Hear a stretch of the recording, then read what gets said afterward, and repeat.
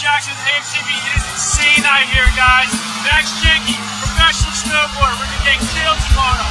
Stay tuned, guys. It's gonna be insane.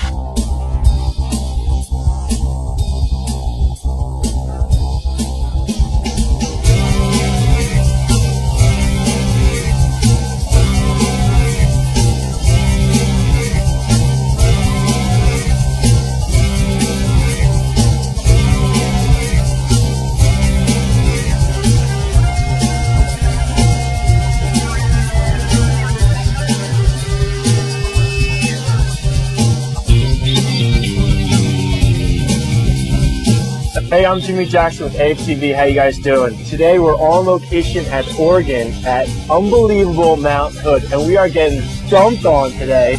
How much snow do you think we have right now? At least 6 inches. At least six more than that. 6 inches. I'm saying like maybe I'm a little out of my element, but I'm thinking got like I don't know 6-7 feet maybe. At least if the Explorer's getting stuck, you know we're in enough snow. Let me introduce you to Max Jenke, new upcoming Canadian superstar.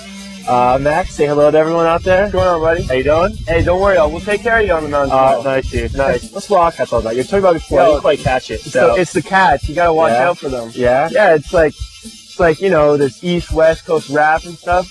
We got the Northwest snowboarding clique called the Wildcats. So what's the difference between the Wildcats and Little Bastards? What's going on with that? Little Bastards is our movie. I was watching one with you, and you're like, I don't know, dude. You're sitting there, you're running running down the street in underwear. And I'm like, what's going on? There's like a Ford Explorer, like a couple guys like following you down. And like, oh, there's Max. I'm like, what is going on, dude? Like you're totally like in your pocket, like, running down the street over a bridge. What is this video all about? The things you do for snowboarding. Yeah, I know. I can't even believe it myself. It was for a movie called Momentum from Adventure Scope Films in Canada. Yeah. And the idea was it was going to be a movie full of skits, but I guess some people backed out on them.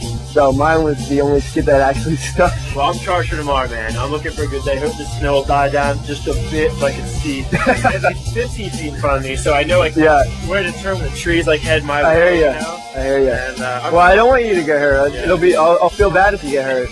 So will I. Right on, dude. All right, man.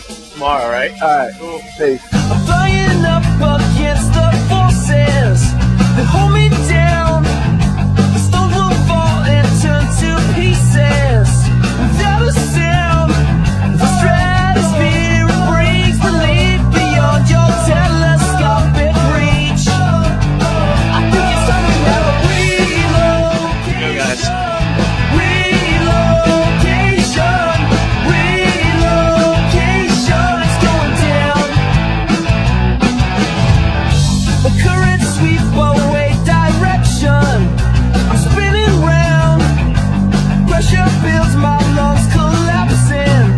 I'm going down to breathe the air above the surface means you know I'm breathing deep. I think it's time we had a relocation. Relocation. Relocation is coming down. Relocation. Relocation. My nose went under pretty deep here in Hood Meadows. You got it, you got it. You got it, you got it. You got it, you got it. You got it, you got it. Wake into a world of shadows, but it's clearer now. I tried to grip its ghostly beauty and almost drowned. Reality misleading me when I really learned to see. I think it's time we had a relocation. Relocation. Relocation. All the stuff I just did was on my first run. But I'm getting the hang of it. Max helped me out a little bit as far as learning my edges and everything. And what he did actually, he kind of compared to surfing a little bit for me, so I was able to pick it up a lot easier than I think most people would. And of course the conditions are out of control right now, so even an idiot can pick this up today. Relocation. Relocation is going down. You got it. Max just launched that in the air, cleared about 10 to 12 feet over this huge deadlift. did 360 in the air, and as you guys can see, it's super, super deep snow. It just, you can't do anything about it. You land, you just submerge up to your waist in snow. I did a frontside 360 Indy. It's basically my safety trick.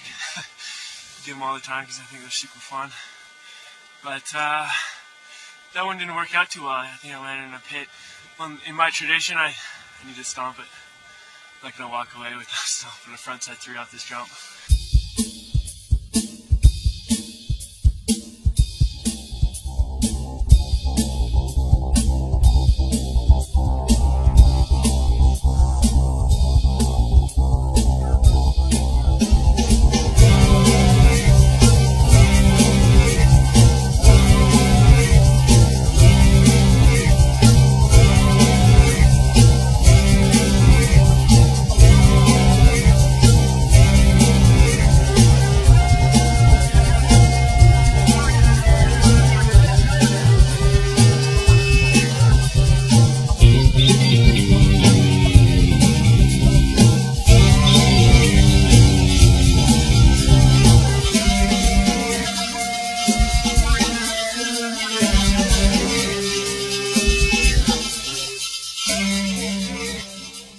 Man, today was awesome. It was just fat. It was totally fat. I mean, it was awesome. I mean, to be able to go out there.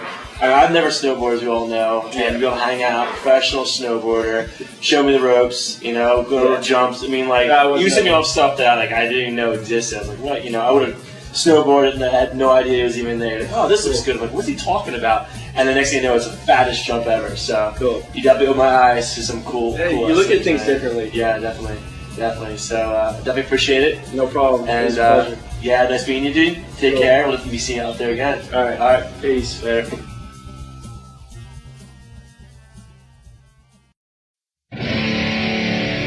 What looks like fun is fun. We get to see some amazing peaks, and it rules.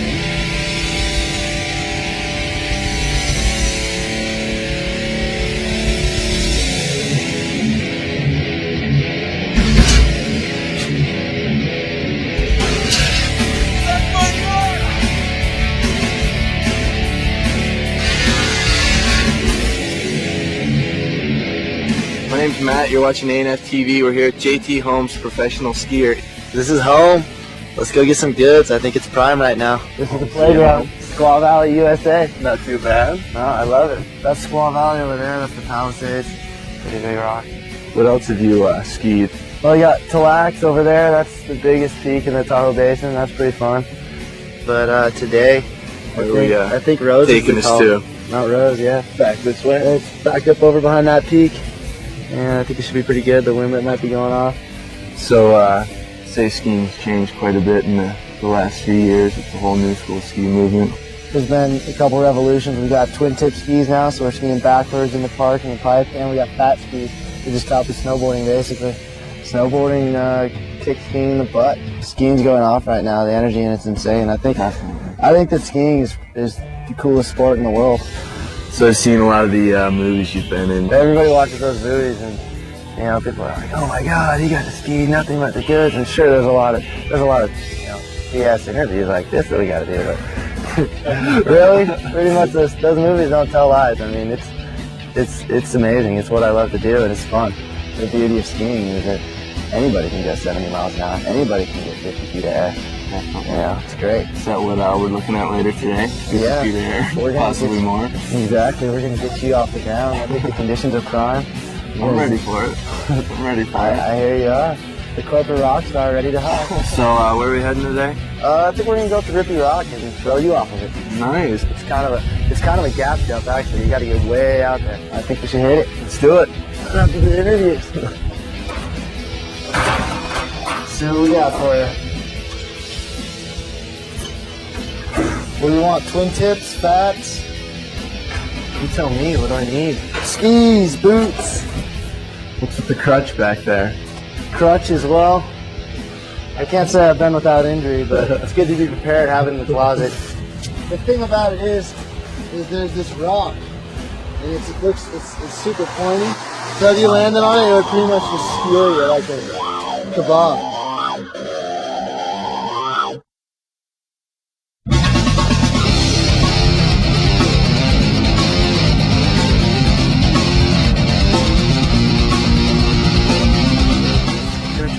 little bigger this time.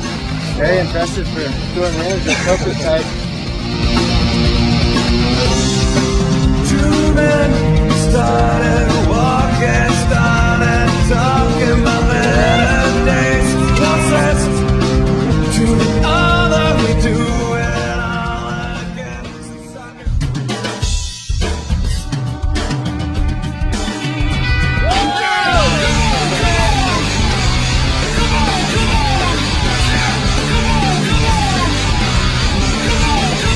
Tough to follow up JT's front foot. That was insane, just amazing. Awesome day up here. Couldn't ask for it to be any better. JT's gonna pull the sled around here and I'm gonna grab onto a rope that's behind it. He's gonna pull my ass up the hill.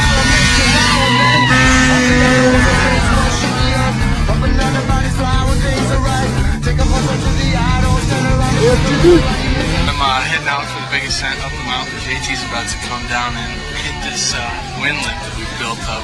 Pretty huge jump. Yeah, I want a meal, but it feels alright. Women throwing out a pressure I've been looking for. I wrote a purpose to it, trying to keep it online. No one ever said they kid, this is easy.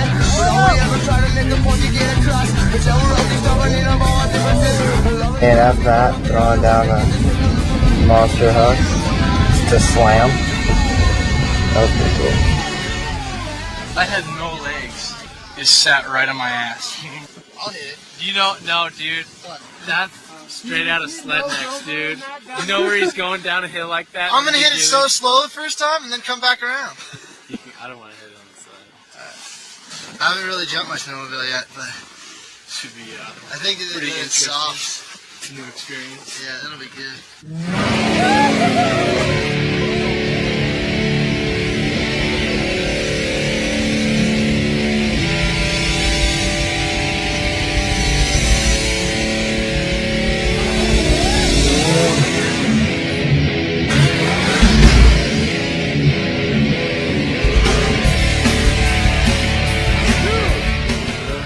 What's next for you? Actually, man, after today, I want to stick around here for a while. It's so good. I've got a monster checklist of stuff I want to do just right around here in my backyard, you know? Backyard just got bigger with the snowmobiles, too. The competition's coming up, or? Yeah, I'm going to go to Japan, I think, and do a contest there. And as well as, hopefully, Minnesota. There's a contest in Minnesota. And it should be pretty cool because all those kids out there, they just have terrain parks. They don't have big mountains like us.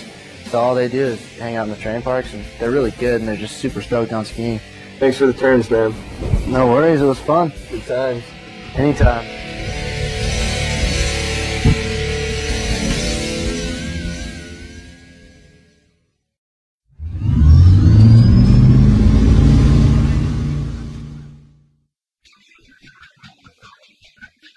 Started wakeboarding like 5 years ago, but I've been water skiing my whole life.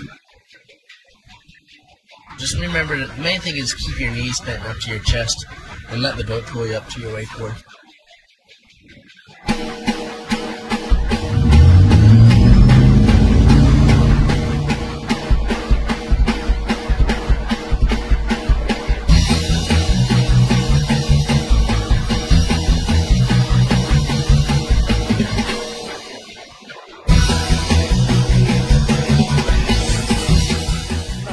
I'm Adam. I'm the host of AFTV. I'm out here on Lake Powell today, right outside Wabi. Gonna do some wakeboarding with Parks Bonifay. This is him. Hey, Park's 18. My birthday was just a couple days ago, but X Games champion in '99 and '96, and that's my claim to fame. Tell me how much money you make? Yeah. Well, $2 an hour. How much was your first check? What'd you spend your money on? I bought He-Mans. I got my first check out at Cypress Gardens. Just like for $20, and I bought like 4 of them, so I was pretty stoked. I bought the castle too and everything. Castle Grace? Yeah, I was skiing out at Cypress Gardens when I was like 6 months, 5 days old. I was in the Guinness Book of World Record. What's the haircut? Why'd you do that? Florida gets too hot. It gets like 100 degrees in Florida. With the humid, it's like 200 degrees. But I don't know. I just had to trim it. It got too hot. Not the sponsors. Hot, Tell me sweaty. it's not the sponsors. Yeah, my sponsors cut me off. Yeah. I gotta They go for want the you clean to- cut American kid. Well, I'll tell you what, I've been teasing these people. I've been telling them to come over that we're going to be doing some sweet stuff.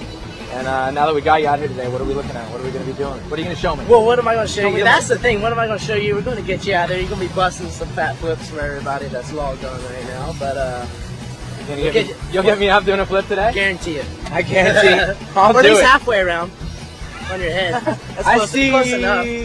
halfway around. You can tell your Put friends it you right. made it. Put that on Like a diaper? Yeah. Is this thing Kevlar or how's this work? That ain't so cool. I'm gonna go out here and I'm gonna teach wakeboard, kind of colon cleansing, and see if I can get Parks to show me a few things.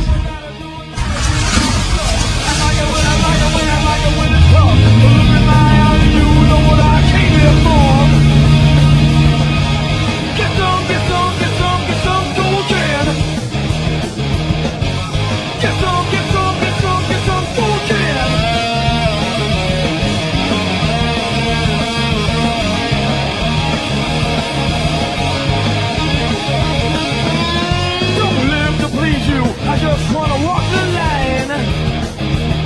I don't live to love you. I just wanna walk the line. Man, I'm just an animal underneath the sun. I'm nothing but an animal dying when I'm done. The woman looks good and I'm gonna see her blood tonight. Get some, get some, get some, get some, do again. Get some, get some, get some, get some, do again.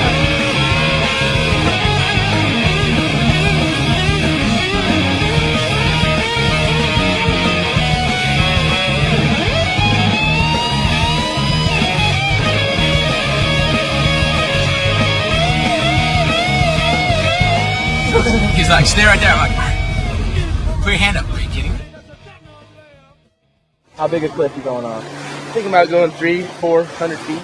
Get some, get some, get some, get some, go again. Who is this guy, dude? One look in my eyes and you know what I came here for. You see my eyes and you know what I came here for.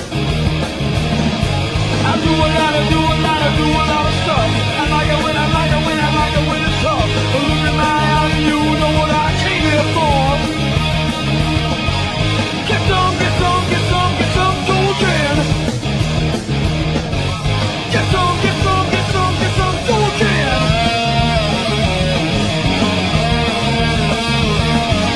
Simon, patrolman.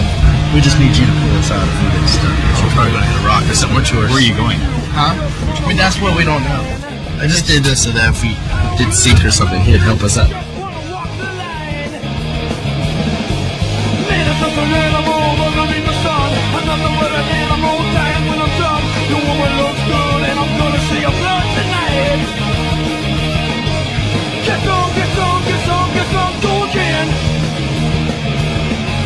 Get some, get some, get some, get some, go again.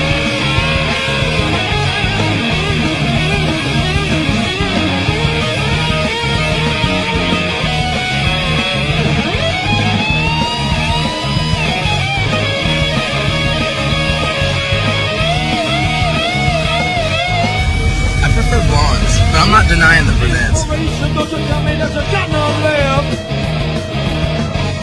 Inspiration, don't you tell me that you got none left. I like it when it's over and another one's begun. I like it when it's over and Best thing about wakeboarding overall, I'd say, is like meeting people and traveling the world. That's what my goal would have been. See everything.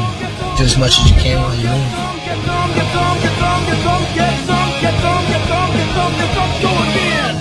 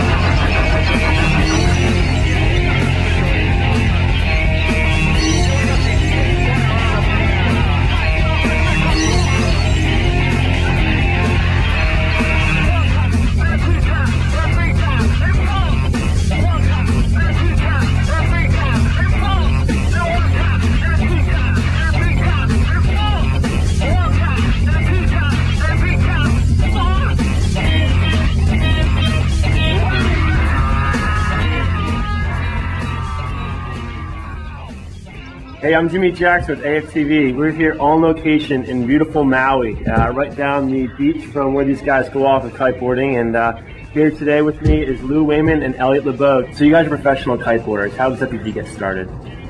I mostly have like a windsurfing background and spent about 8 years windsurfing professionally on the tour and stuff. So I kind of made the crossover from windsurfing to kiteboarding. I have more of a wakeboarding background. Like I lived in Florida and windsurfed there when it was windy, and like wakeboarding when it wasn't. Really? So when did you guys move to Maui? How long ago? I lived here for almost 5 years. What about you? I moved here for like 2.5 years. 2.5 years. So when you guys came over, were you guys just really jumping into the whole kiteboarding scene? I remember sitting in the living room with Lou, and we had seen a couple guys kiteboarding earlier in the day. Lou pretty much came to the conclusion. He was like, yeah, you can wakeboard off of those things. Oh, really? So you guys ever saw anyone with like a wakeboard on their feet, just like a surfboard or some sort of directional board, right? Yeah, like the few guys that were doing it were on really big boards. You know, the equipment was really primitive. All right, well, I'm totally stoked to try this out. I mean, you guys think I'm going to be able to pick it up or what? I don't know, dude. You're gonna probably get worked. Yeah? It'll be good fun, I think. Yeah, for you guys, laughing at me on the beach, right? Like get dragged through the water. Hey, we gotta stay entertained somehow. All right, man. Well, let's go charge it, man. All right.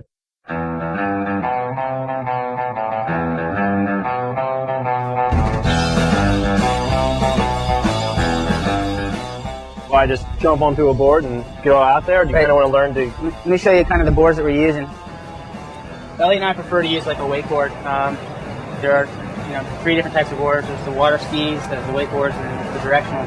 Everything is equidistant apart. If you're centered in the middle of the board, you got this much room and this much room behind you. So Right. And in the air when you're spinning around, you get to that level, everything's equal. There's no swing lane.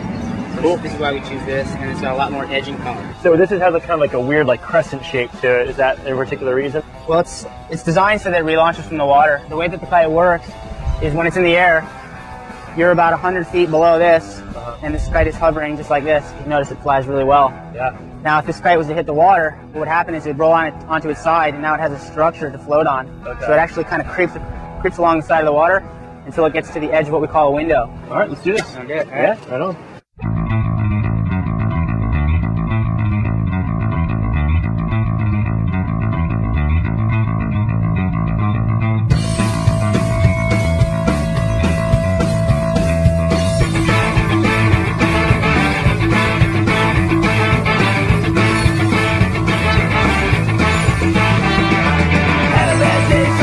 Bring this bar down, and you're gonna want to like try and hook into that. Evenly. Look down. Oh, dude, not there. Oh crap! All right, dude. We'll see you at dinner time. Yeah. Take it easy. Watch out for the sharks, dude. They like to stay on the inside. Dude, the guy sucks, man. I don't know what he's thinking trying to kiteboard. All right, we're going to pick him up. Oh shit, he's way out there. I told him to stay in, and he's already going way out. Maybe the fishermen will pick him up. Who knows? Damn. Loose truck's always stalling, man. Gotta get this thing tuned up. I told you, Jimmy, don't drop it. Look, what does he do? Oh, well, shit happens. Worst part about it, you're sitting there, you're holding on to it, you have like a safety like harness here.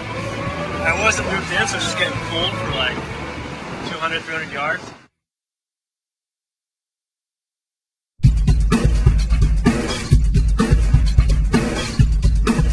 Hey, we got a situation down here on the beach.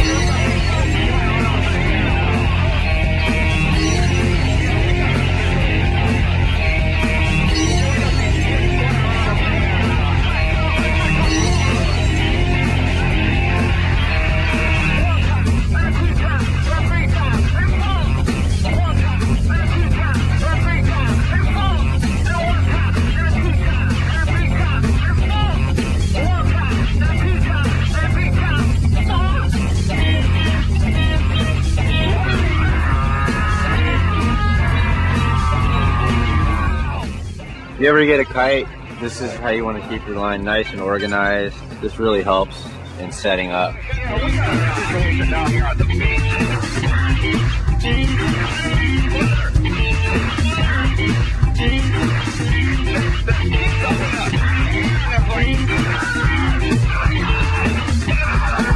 Yeah, I think we got a tiger going down here.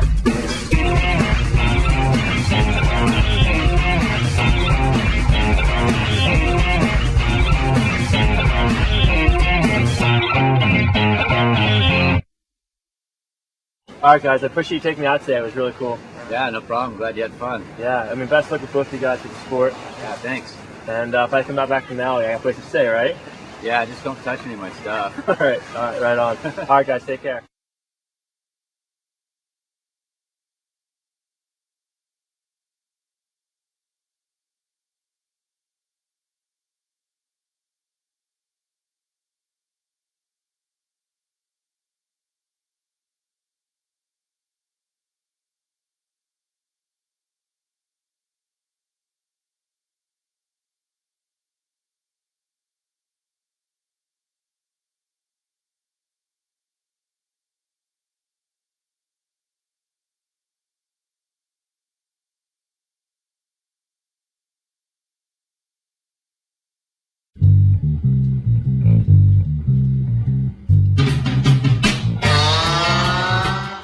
Hey, I'm Jimmy Jackson, assistant manager at the A&F store at Fashion Valley Mall in San Diego. I just got out of work. I'm on my way to the airport to catch a flight to Maui to hook up with legendary board shaper Jimmy Lewis. I can't wait to meet this guy. I'll see you there. Jimmy Lewis is a world famous shaper for definitely for the speed world as far as breaking records and making boards that break speed records. And we've chosen him to help us build boards. Super technical, super nice guy. So how did you get into starting with the whole shaping of the boards? When I first started developing interest in anything in the world was when the surfing craze was happening in Southern California. And I started making little models of surfboards with foam, fiberglass, and resin. Were you more into surfing or the shaping of the boards? Making surfboards. And then I think I first started surfing when I was in 6th grade, about a year later. In 9th grade, I made a belly board. I shaped it. It was out of wood though, but I shaped it just like a surfboard, fiberglassed it. And then later, let's see, in the late 60s, I think 1968, I made my first full-size surfboard. What's your claim to fame with windsurfing? Like, what are your accomplishments with the sport? What I got a reputation is making the best speed boards in the world. The best guys rode them, and they broke several national and world speed records. All with your boards? All with my board. Really? Always on my board. You were there for many years, basically shaping like all the windsurfing boards, and you saw the sport from start pretty much to where it is at this point in time. Exactly. Has anything come in? I mean, I know this new craze of kite surfing. I know you're kind of getting into that scene right now. Has there been anyone who has had the same influence of the guys that you met originally? Mainly this guy, Lou Wainman, who I was introduced to about a year and a half ago or so. So you and Lou have a lot of interaction as far as the creation of the board. Like, what kind of process go in making a board? Well, why don't you guys come up to my shop and I can show you some of the materials and how we go about building one of the wakeboards and the surfboard style too. All right, on. All right, let's go. All right.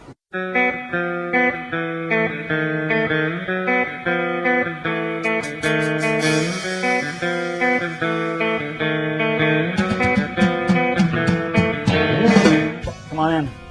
Oh, nice. This place is awesome. Now this is the laminating room where after the board is shaped, we glass all the boards in here. There's a sanding room in the back here. There's a guy in there sanding right now. This is a routing room where fin boxes are put in, inserts in the deck for foot straps and stuff. This is a painting room where we paint the boards. Nothing but painting goes on in here. Right here is the shaping room. That's where it all begins. Oh, cool. You shape the board first before you do anything else, so why don't we go in here and shape one. This is what we call a blank. It's this polyurethane foam. All right. And it's got a wood stringer down the middle, and that's to keep the blank from losing its rocker. Rocker is the curve of the board this way. Is this like regular like ponders, like a This is spruce wood. Spruce wood? Yeah. So it's pretty sturdy then, right? Yeah, it's strong, light wood. Uh-huh. I'm going to put my mask on. Let's start doing this. Do I need one too? Nah. No, Just hold your breath. Okay. The first thing we do is I draw the outline on this board.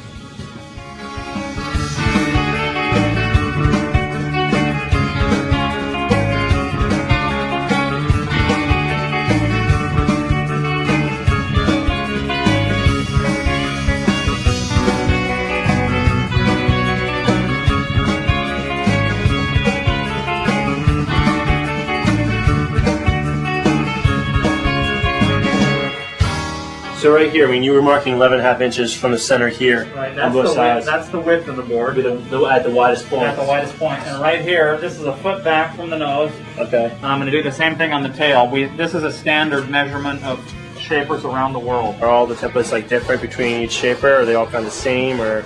Well, yeah, they're real similar, but actually, if you give two shapers the same sets of templates exactly, their boards are going to look different anyway, depending on how they draw it out.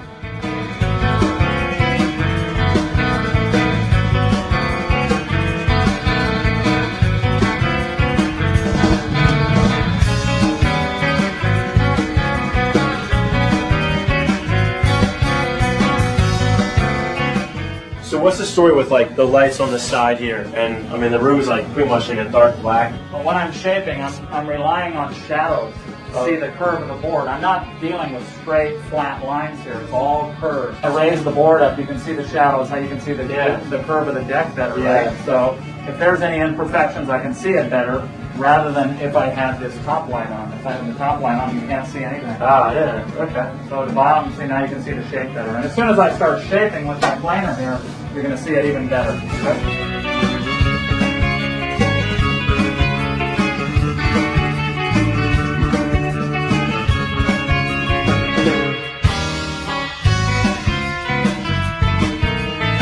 Okay, now the planer work is done, and that's what we call rough shaping right there. So this is the rough shape of the board, even though it's a lot closer than it was when we started with just a blank. But now I go into what we call fine shaping, which is done with the Sureform again. Oh, Sureform? Yeah, Sureform. It's spelled, never mind how it's spelled. What we've got right now, we've got the bottom shape here, the bottom square, and the deck is slightly curved like this, right? Okay, now I'm going to turn this under, and I'm going to shape that off a little bit here. So we've got a real even curve like that. So this part you're taking off is like that's on the, no, this is down here. Okay. This is the bottom. Okay. This measurement here is how much I'm going to bring this under here. All right. And then I'm going to do the deck by eye.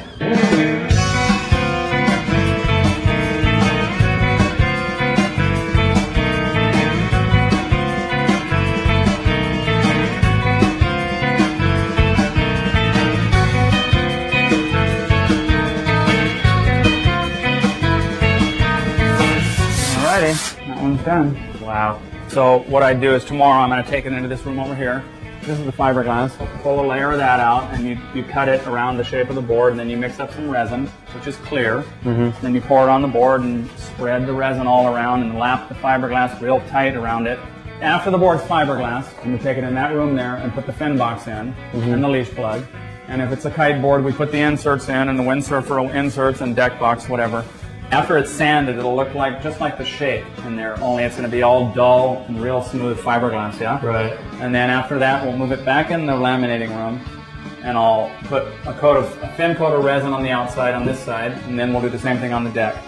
And then after that, we'll bring it back in here and we polish it, and then the board's finished. Awesome. All right. Okay. Thanks a lot. Nice meeting you, Jimmy. Take care. Nice talking to you. All right. Take care, guys.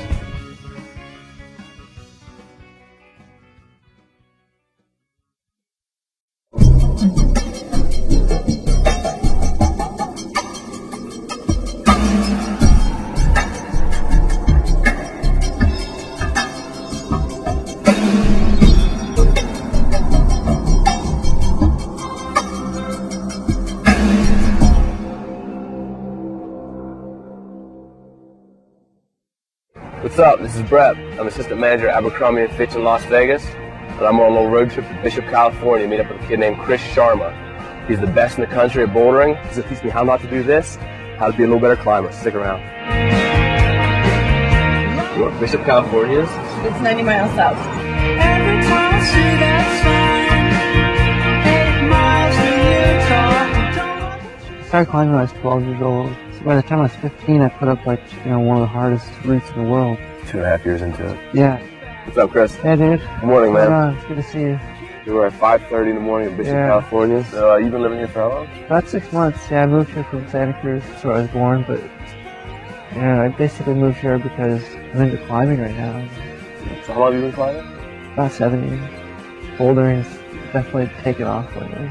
A lot of people have been making the transition to bouldering because it's just more fun, more laid back, and a lot less serious. It's but at the same time, it's kind of the essence of climbing. You pioneered one of the hardest climbs in America. I was 15 at the time and did the route that was like the hardest grade in the country. It was 514C, and no American had ever climbed that. And so that was a pretty big deal back then. It's kind of a younger sport, like a new generation of climbers. It's about hanging out with your friends and being outside and having fun. Out here, the raddest things are free. All right, let's go do it. Yeah, that sounds good to me.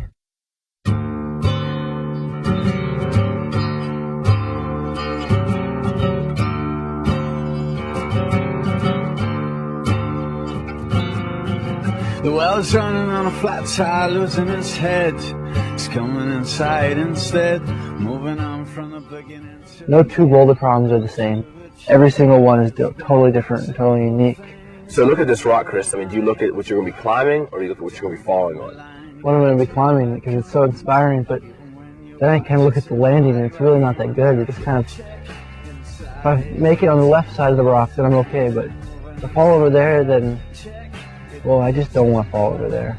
I mean, that's the other thing about bouldering. It's like, anybody can do it. It's like, all you need, you don't have to go spend like thousands of dollars on gear, you know? It's like you have a pad, you have a shot bag, you have some shoes, and that's like all you need.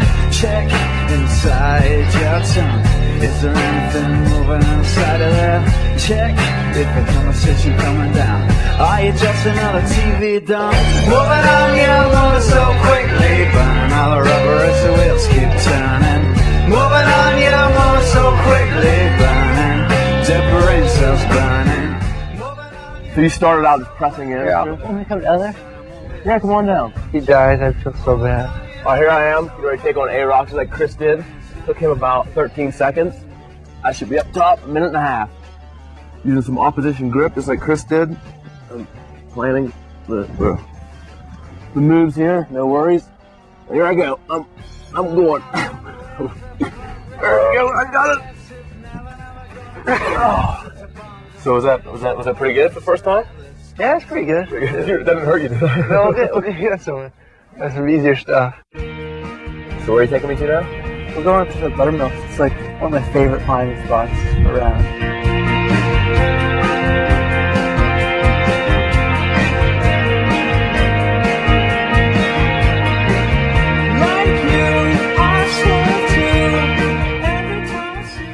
Let's go check out the stands here. It's pretty rad.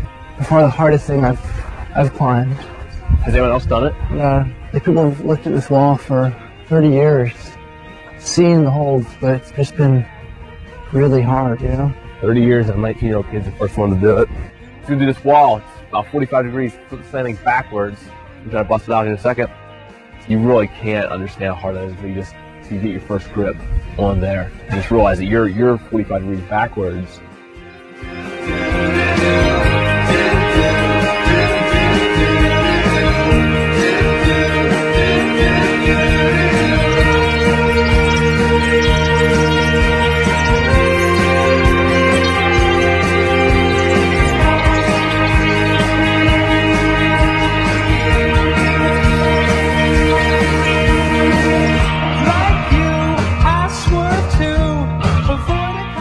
It's more of a personal thing, bouldering, because who cares what other people think? It's just, this is so much fun, and I love it, you know? And I want to do it every day.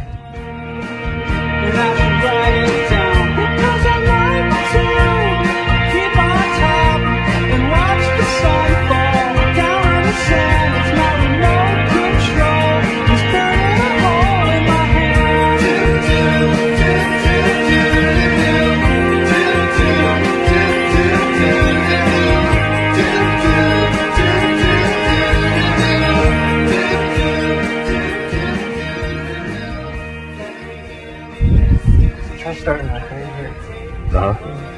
Here, and grab this one, and you can even like, you could like throw your foot up in here or something, and reach up here. I'll direct you, dude. Straight up, bump again with your left hand. Go again. Yeah. Yeah, you got it. You got it. Straight up, there's another hold also. Your left hand. Go straight up above your head. No, Feels pretty good. It's fun hanging out, man. I had a great time. Started out a little rough. As before, I had some great instructions from you, but hey, I love the sport now. I'm a big fan. Big fan of yours, big fan of the sport. Thanks a lot, buddy. Appreciate it. That's all I have to say.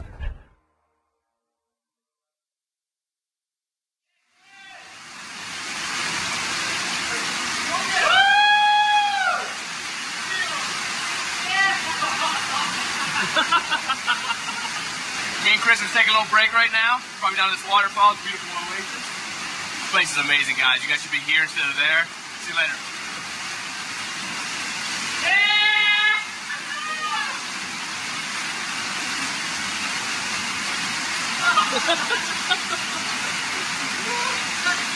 How was it?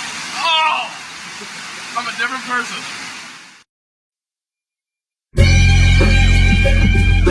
Come on!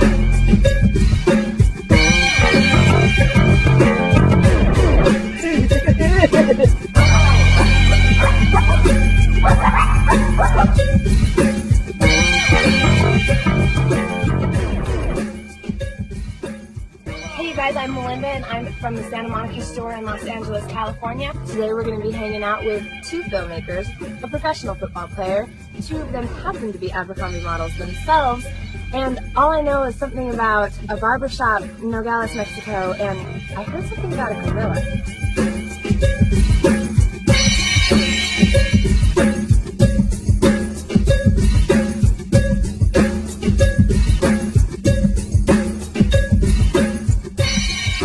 Finally, they're here. I'm not going to die in the desert all by myself. Hey guys! I thought you guys were going to leave me here. Nah, we were a little late. Sorry about that. This is where you guys do everything, right? Yeah, this is it. Let's see. You want to show me? Yeah, come on in. Okay, here we are in Doug and Toby's mobile editing unit. So I heard you guys are working on something right now, a documentary about your brother's football team. What we did is we followed the University of Miami football team. No one's ever done it before. It's pretty cool. You know, a year with college football team. Behind the scenes, you know, we started in Chicago and northern Florida and Arizona in the off season, and we followed like 4 players. You know, we went to camp, first couple games, you know, meetings, you know, walking out in the field and all this big stuff, the highs and the lows of the season, and all the way through to the end when there's some, you know, pretty dramatic changes. So was it cool having your brother on the road with you the whole time? Yeah, it was a lot of fun. Did you guys ever get in any fights or anything? Well, we got in a few disagreements, kicked him out of my house once, settled our differences in various ways. We got in a fight once. We settled it on the field one day. So you guys, this is obviously a huge project. How do you even start going about doing something like this? Well, you're right. It's a very delicate and intricate process. First of all, you got to sit down and like think of a script. And actually, if you want, we can do a little script now. What are we going to do our skit on? Monster trucks, big tire. Now this one could come in there, but this guy doesn't even get out there too. How about we do a blind date skit? Yeah, that'd be cool. Like we were saying earlier. Yeah, we could have like Toby getting ready for the date and stuff, and you can go Yeah. to Melinda. The scene will be like, he's going out on a blind date with you. Okay. And you're best friends with him, but you're trying to ruin him because you're trying to get to her. So you'd be like, dude, I'll take care of you. I'll get you ready for this date, right? I'll get the first shot where you guys are like walking this way. Okay. See, and we'll get that shot and we'll have them acted out and they'll do it a couple times, and I'll just film behind like them walking in. Awesome. And then maybe the next shot can be them coming out. You want to do the camera? Show her to do the camera. All right, you want to get the shot? Yeah. Okay, just put that in your shoulder. Okay. Put your hand through there. Okay. So you're gonna set me up? I gotta look good, man. I know, I'm gonna set you up the straw right over here. I got the straw all lined up, perfect. We're gonna get you all nice and set up. High fashion, huh?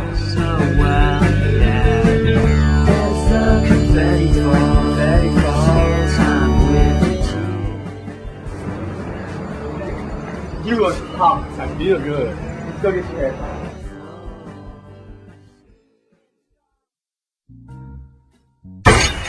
Alright, this is what we're gonna do. We went to the thrift store, now we get the haircut, right? So we're gonna have them walk in just kinda like they did at the thrift store. He's gonna be like, alright, I'm gonna take care of you, get your haircut then, right? Get into the haircut place. And then we'll have you walk by the front of the store and you look in and you're like, oh, look at that geek, who's that geek, right? And I'll get a like close up kind of headshot of you, and then I'll get kind of a headshot of Toby through the window, like you don't know that he's your date. This ought to be interesting. Sneaking through the mountains, we go. Deleting the phone, and making rolls to the face. Saving grace, third date, he knows to the capacity. Less tenacity is decreased, so I'm an athlete.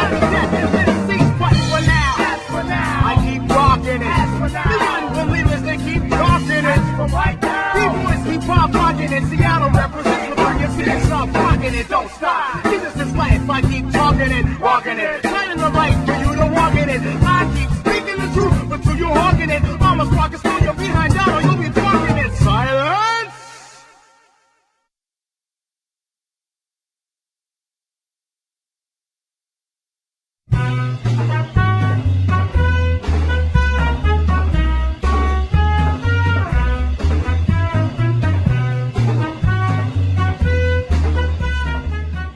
Alright, we're gonna place this out. You run out first. Jeff, you're standing right here. You're chasing her, you got your marching trucks in your hand, and you're like, wait! And you're like waving your marching trucks. Jeff, you like kind of grab her hand like a relay, and you guys just take off. Toby, come to a skidding stop right here, and then we'll cut to a shot of you two running off down the street that way, but just holding hands, and then we'll cut back to Toby and then all you need is a pretty song. Toby? Yes, I am So, what was your friend's name? He seemed really nice. Never mind him. You believe in love at first sight? Because I do. Not really. So what was his name again? He seemed... Don, I think. I thought his name was He's not Jeff. really a friend, no. Oh. Anyways, I was talking about blind dates with my friend the other day, and I was just talking about how great they seem, and they were... Are you paying attention to me? Because you don't seem like you're listening at all. Yeah. What are you doing under there? Okay.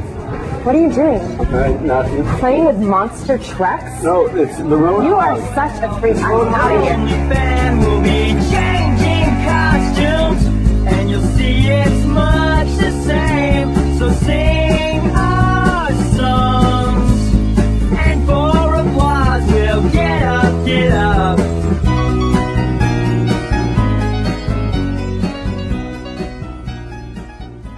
Hey you guys, thank you so much for hanging out with me today. It was awesome. I've never seen anybody get a mullet willingly. It was incredible. I can't wait to see your guys' film, and I can't wait to see you playing professional football with whichever team you choose.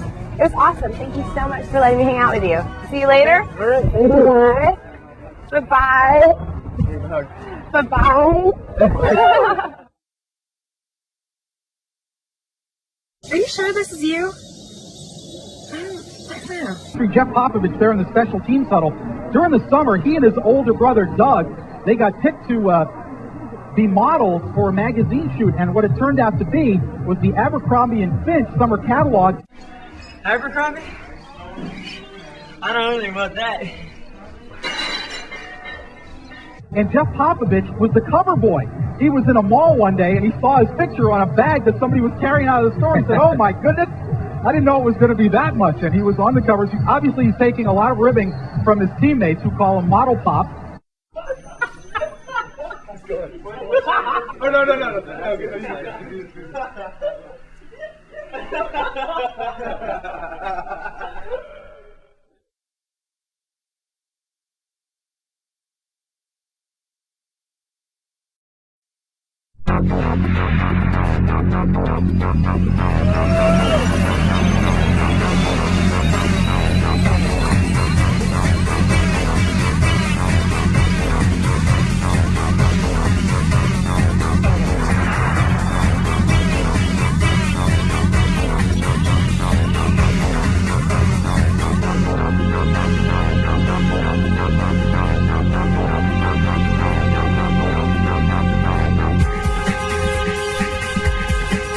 Hey, I'm Sarah Callan from the A&F store in Provo, Utah. I'm Master Zirkle from the Tuttle Crossing Mall in Columbus, Ohio. Today we're here in Thomaston, Georgia, and we're going to go free flying. Skydiving, and I am afraid of heights. You're afraid of heights and you're going skydiving, so the producers were unaware of this, right? Well, I let them know in the audition, but I'm hoping to get over my fear today. By jumping out of a plane with a hole in it. Right here, this door. Probably going to have to push you out, right? Yeah.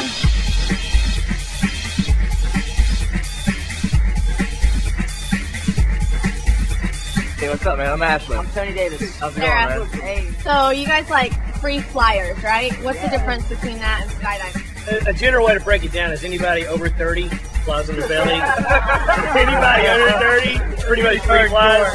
You know, it's not that they can't do it, just kind of hold and, you know, sitting, standing, head down, which is where you fly in front of different people. You can have 2 ways, 4 ways, 8 ways. There's a lot of creative different types of things you can do. Hey guys, I got the raft. Oh, great. The raft board. So we're gonna jump out in it.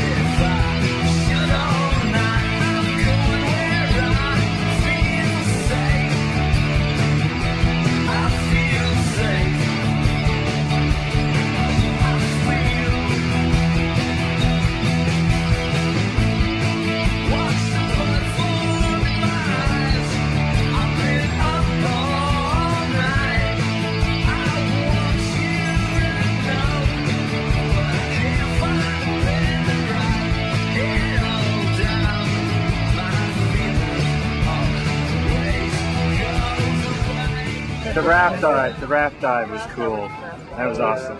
The raft decided to open up about the same time as my my canopy, and spun up my canopy and got all caught up, and I spent about 3,000 feet getting it untwisted and out of From out my of the lines. viewpoint, besides, you didn't look as dangerous there. I wasn't too worried about it. I had no idea that. That's the gear. Any questions? Hands all the way up. Ready? And away. Nice and slow. It's a nice slow move. Bring your arms in. Lift your arms. Guns should be about this in your eye. There you go. All right. Bring your knees in a little bit.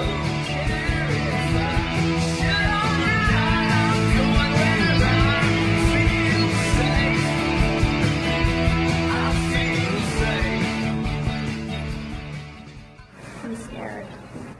Chicken.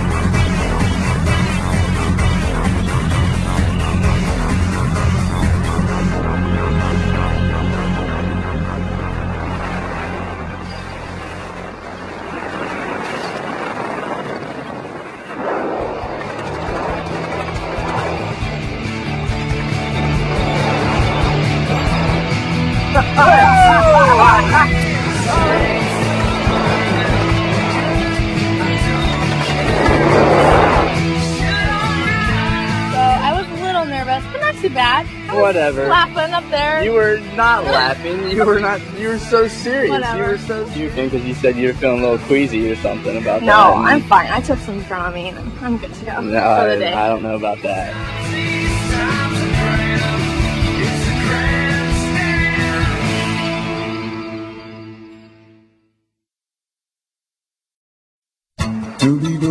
5 brand reps from A&F with 2 things in common. We all work in an A&F store, and we're all going to learn to sail. Vince is the captain. He had enough of the flatland, so he bought a 60-foot sailboat and moved to the Virgin Islands. I leave New York City. I came to the Caribbean to have a good time. Enjoy the sailing weather and sunshine. That's all that's fun for me. Here in my holiday, and I wanna wish for sure I ain't going back New York no more. We're gonna go probably straight over to Yost Van Dyke or St. John first. To do that, we're gonna sail out this way, and we're gonna leave tonight. And so we'll do a little night sailing because we want to get out into the British Virgin Islands. And if it's late enough and we're all tired, we'll stop here in front of Keneal Bay, which is sort of my backyard. It's where I live most of the time. We'll probably wake up there in the morning. I'm sure you guys will all be up at sunrise, exercising and stuff like that. What do you need us to do? Okay, well, this is awesome for me. I got 5 crew here, so I'm going to put you guys to work. Starting out with the sailing, I'm going to have you doing like hauling the sails up, trimming the sails, that kind of thing. And hopefully, if I get to just sit there and watch you guys do all the work, that'll be wonderful. You're going to be the mainsail hauler for me. What you got to do first is this is the mainsail halyard. That's the line that hauls it up. Okay. So we loosen this clutch a little bit. Okay, Amber, you're going to be our mooring dropper when we get underway. When I say okay, just undo that. Got one? Yeah, Oh, the whole thing? and let the whole line go in the water. Oh, okay. Yeah, it's simple. Yeah, it's not a big thing. Okay, so boat's tacking. You're pulling up the slack. flapping. Right when it gets to the shrouds there, you want to give it a good hard pull. The person tailing it's already standing where I am. Put a foot up and just get your back into it and pull. Right as it flops around the shrouds. If you do it right, you'll get in and take about 2 cranks and the tack's done. We're all set. Let's go.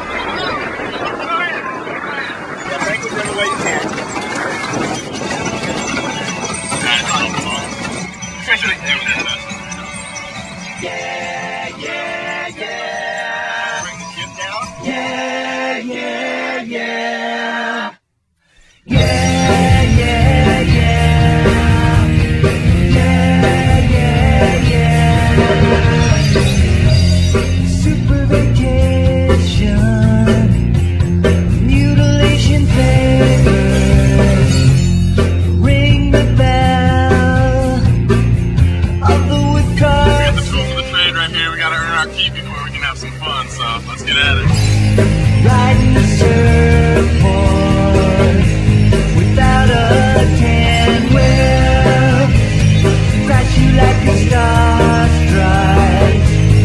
Evil Knievel, no, oh no. You said I don't even care, oh no, oh no.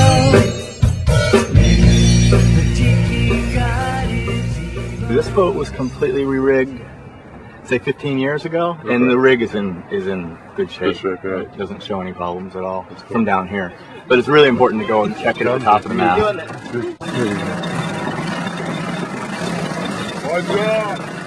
Did you just hurry up and get to the top? Yeah, for real. We're getting tired, man. Let's do it, man.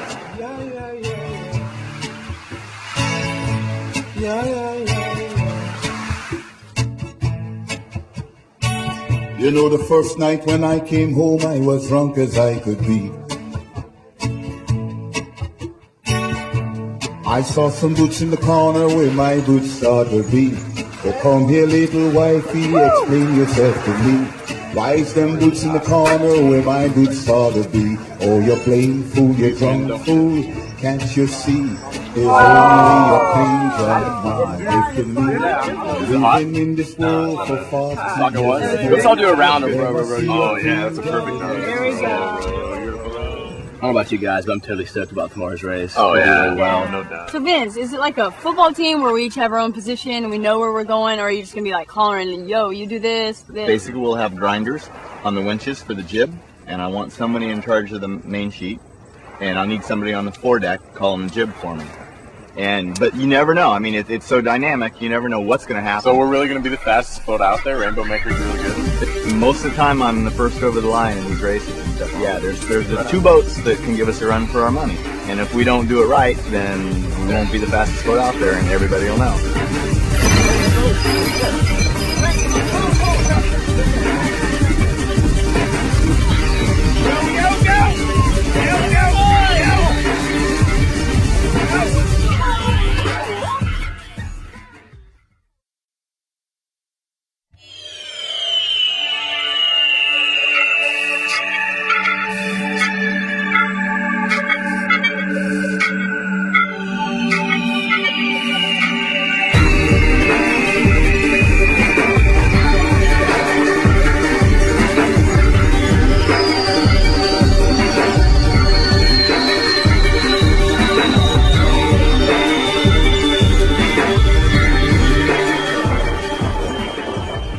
The course I know, it's going to be out around Flanagan Island and then around Pelican Island and then back in. So basically that's going to be a long windward leg, broad reach leg, and a long downwind leg.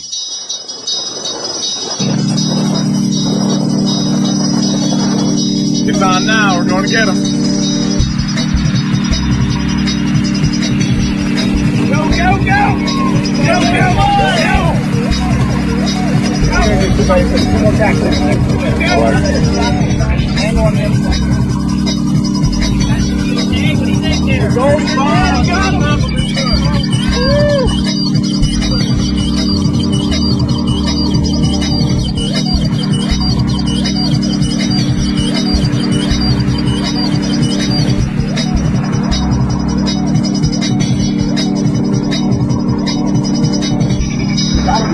Johnny, be slow! See you at the finish line!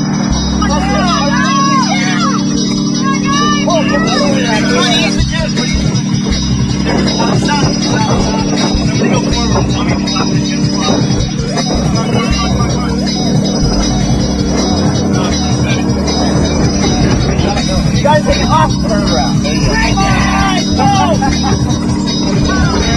Very, very. Oh my God, I'm firing you guys. Okay, pull, Frank. Oh, they're waving. I was like, bye-bye. Well, we started out really poorly, and well, we kind of caught up a little bit.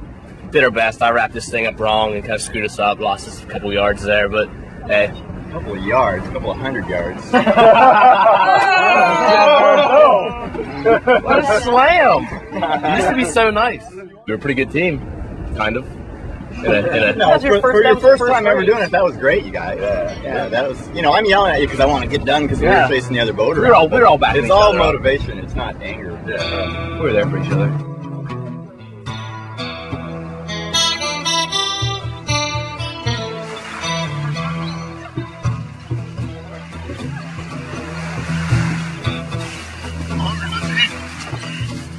You know who the odd man out would be? Brett. Green hills, blue skies,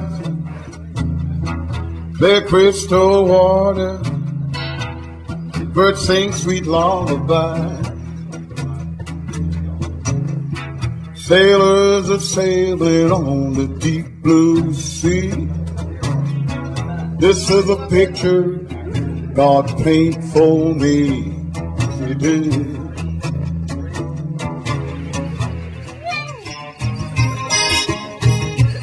You send a letter to you now. You send a letter to me mother. You send $150. I wanna come back to Justin Bates. Ooh, you send a letter to you now.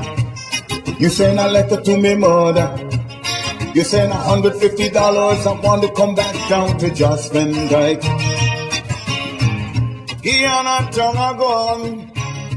Sailing through the Virgin Islands changes things. We came down here as 5 strangers looking for sun and fun. But we're leaving as close friends. And that's the best part.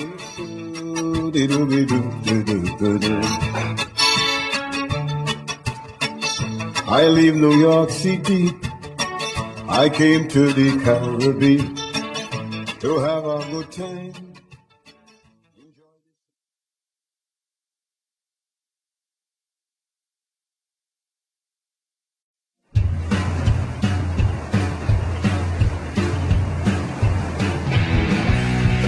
I'm Jimmy Jackson, host of A&F TV from Fashion Dye Mall, San Diego. I'm meeting up with Ali Lopez and Lila Mesker, 2 super cool surf chicks. We're gonna go charge a Swatch wave pool today. Down you fell into the sea. You landed right in front of me. Well, I was out fishing, and baby, I was wishing that you were meant for me. Hey guys, here we are in Mission Beach, San Diego, with 2 professional surfers, as I promised you, Lila Mesker and Ali Lopez. We're about to tackle this enormous wave that we keep on hearing about, and they're talking so much trash, it's ridiculous. I'm like, oh, this is gonna be hard. Like, no, it's not. It's gonna be easy. It's gonna be easy. So you guys are both from Hawaii, correct? Yeah. And you guys both surf and model. Is that basically what you're doing? Yeah. Really? Right, It's a tough lifestyle, you know. Like that's. It's hard, you know? Oh yeah, sure. I walk around, like Grueling look pretty, pain, and go man. surfing every day. I don't want to hear it. That's a joke.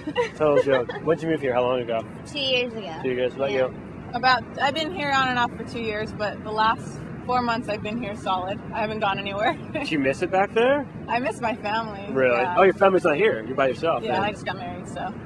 Oh, congratulations! I didn't know. Thanks. So when did you start surfing? How long ago? Probably about 9 years ago. 9 years. Yeah. It's ridiculous. What about you? About 6 years ago. 6 years ago? You guys ready to charge this or what? We're ready. Yeah? We're ready.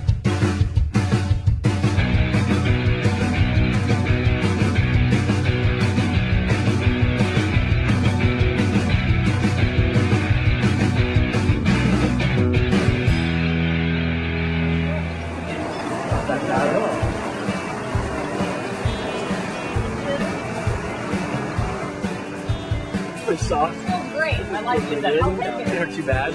You guys surf a lot and everything. You guys can handle this or what? Maybe. That's not the attitude. I want to hear you ready to hit it. Yeah, we can. I know it's nothing like surfing, but Yeah. we'll be fine. I think we'll try it. Well, what I think we'll do is do bodyboards first, and then maybe we'll incorporate standing on them, and then we'll try the surfboard or whatever, sounds good. whatever apparatus they want to throw our way. And obviously, since none of us have any background whatsoever, we're going to go ahead and talk to Albert, one of the local guys here. How's it going, man? Hey, How are you? We figured out how to ride this now. When we first had the wave, I'm glad you did, because we have no idea at all. Actually, this is a mobile wave, and it's made out of 12 containers that are actually shippable on trucks, and that's how we transport it around the world. All the water is contained below, 100,000 gallons. Because water's recycled That's through right. and over and over. So how high can you get this? I mean, you can get like head high, like thrown up right over this lip, or? Well, in California, we measure things by a ruler, right? And it's be about 10 feet for us, and for Hawaiians, it's probably about 3 to 4 Yeah. feet. But you know, How exactly do we start? Like a launching pad or anything? Or? yeah, if you look right over here, you can kind of see the entry slide. All right. And you kind of sit there, get your board on or get ready, and you just slide in with the flow. And I'll give you some tips on how to ride a bodyboard, and then we'll move to a strapless board where you're going to have to stand up. I'll probably give you a prop, something to hold on to, you know, a little rope or a pole or another board, and then you're just going to feel the flow. It's very foot sensitive. It's, you know, closer to skateboarding because the board's so small. Right. Once you go back to surfing after this, you're going to say, hey, this board's way too big.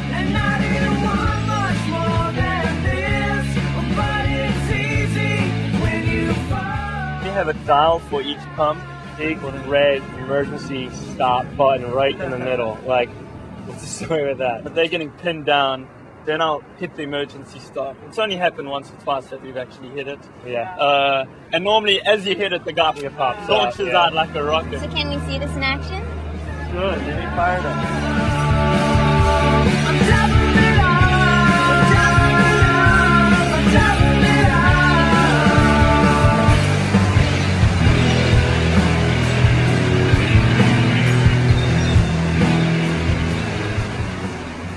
You guys ready to do this? Ready. All right, let's go.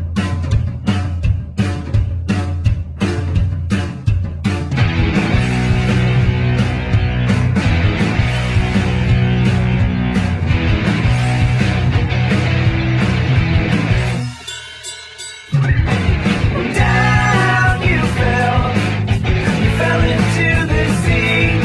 You landed right in front of me. Well, I was out fishing.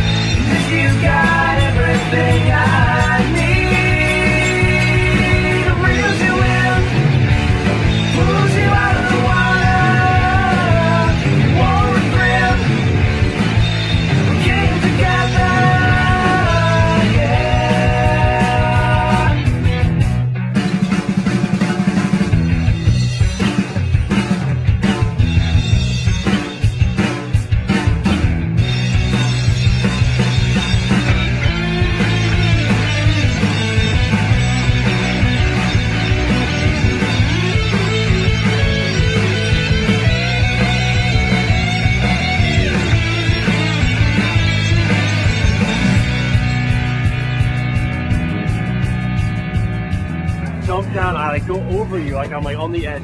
I fall back out, and all of a sudden I'm like, there's this black thing like rumbling around like in like the water. You could see me like, I'm like, where'd she go? Where'd she stop? The worst part of the whole thing is like every once in a while, like we go for a couple times, and like one of those guys would just like jump on from the back of the wave and do like 360 flips. And I'm like, what the hell? You had that one barrel roll that one time. I think you landed that. I was like, what the hell is she doing? You're like, how do I do this again? Yeah. I could not believe that I actually landed that. So I thought that you got everything I need.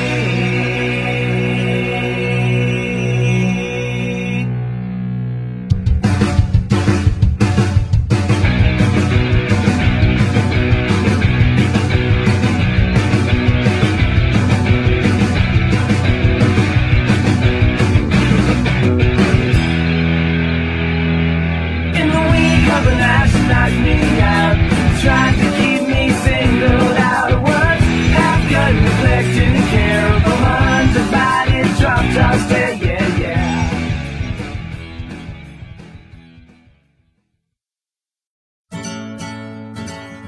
Hey guys, what's happening? My name is Brandon Neighbors. I'm from Dallas Galleria at Abercrombie Fitch, and I'm here today with Emily from Southern California. What do you think about today, Emily? Well, today we're going to learn how to ride motorbikes with Ezra Les, one of the best motocross riders in the world. I've never been on a bike. What about you? Oh, I've been on a bike a time or two, but I think I want to try this little testing track out, and then I might want to see what Ezra's got. I heard you ride bulls. You think a bull and a bike have anything in common? Oh man, I'm good. If I can ride a bull, I can ride a bike, and I think Ezra's going to go down. I guess we'll see.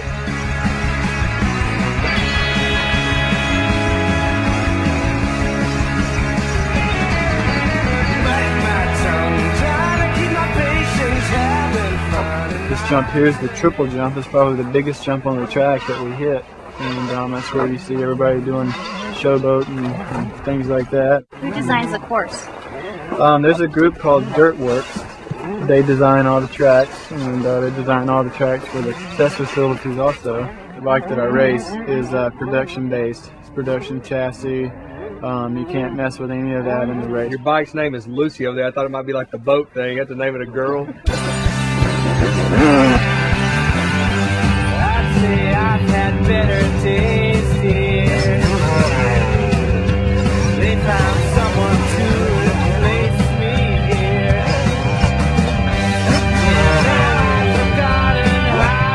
You guys see that? That is absolutely sick. Is there any way, like, while you're jumping, I can get on the hill and, like, stand up and jump? Just stand on the second jump right there, and if I come close, duck. All right, cool. Watch this, guy.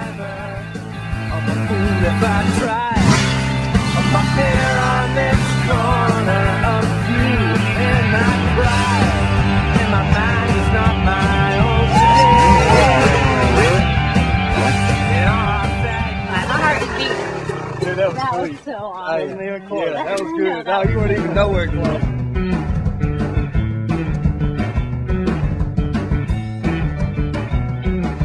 What color besides pink? These boots. Does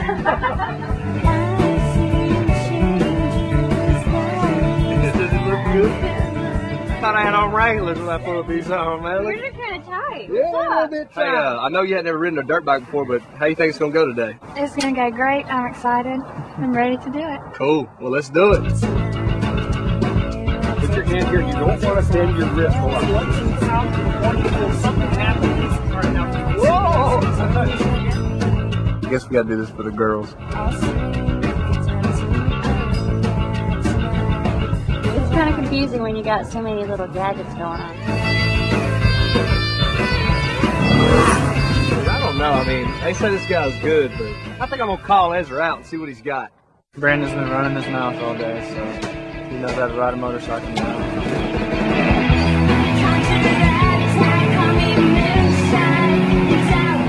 So every time I go up to the top, they usually pull in the clutch and let it back out, like if I was just starting right back over. Something like this, you want to try to lean the bike over a little bit, but stay on the gas.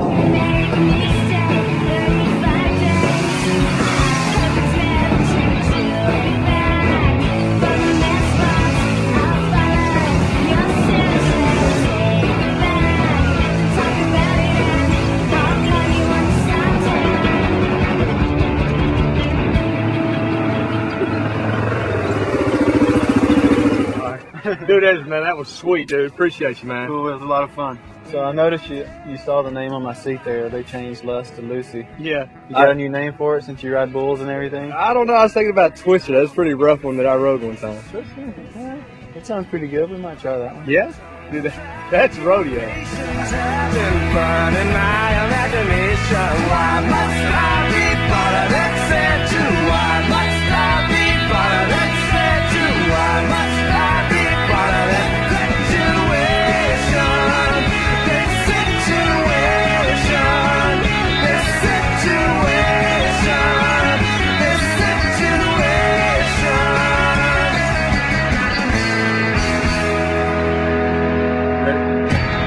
Hey guys, what's happening? My name is.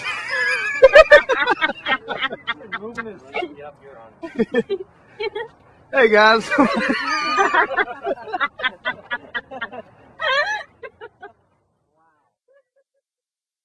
it was the height of the Nirvana thing, and just seeing guys throw their guitars around with a bunch of noise and not really playing like leads or hot solos, and that you could do that and still make songs.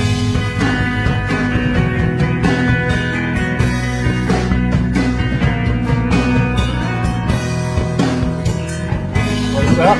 Welcome to ANF TV. I'm in Lawrence, Kansas. It's cold. Studio. We're loading up stuff for the band. Appleseed Cast. Let's go and check out, see what's going on, man. Come on.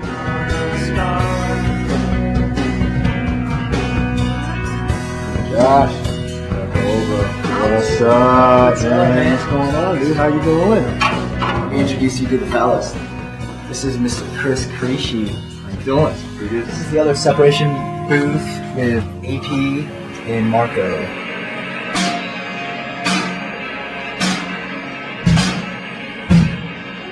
Now we're in here, getting little rattles on the drums, so I'm talking all quiet.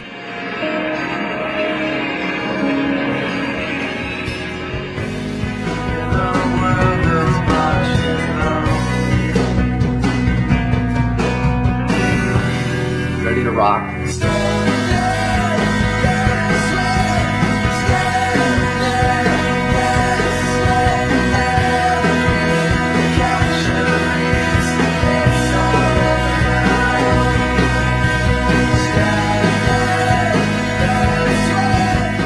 Yeah. Hey, what's up? How much? It's nice to meet you. I'm Torrin. Nice to meet you. I'm Ed. I'm good. Nice to meet you. Nice to meet you too. So you're the producer guy? I am the producer guy. Outstanding. So, man, you want to give us a little tour of what's going on in here? But yeah, basically, everything out there, all the microphones that are in front of instruments out there, come into the control room at the console. From the console, they get routed through all the outboard gear there and to the tape machine. Tape machine is where everything is recorded, and from there it comes back into the console, which is where I try to make it sound good. Just give me, I don't know, a few seconds of however loud you're going to be.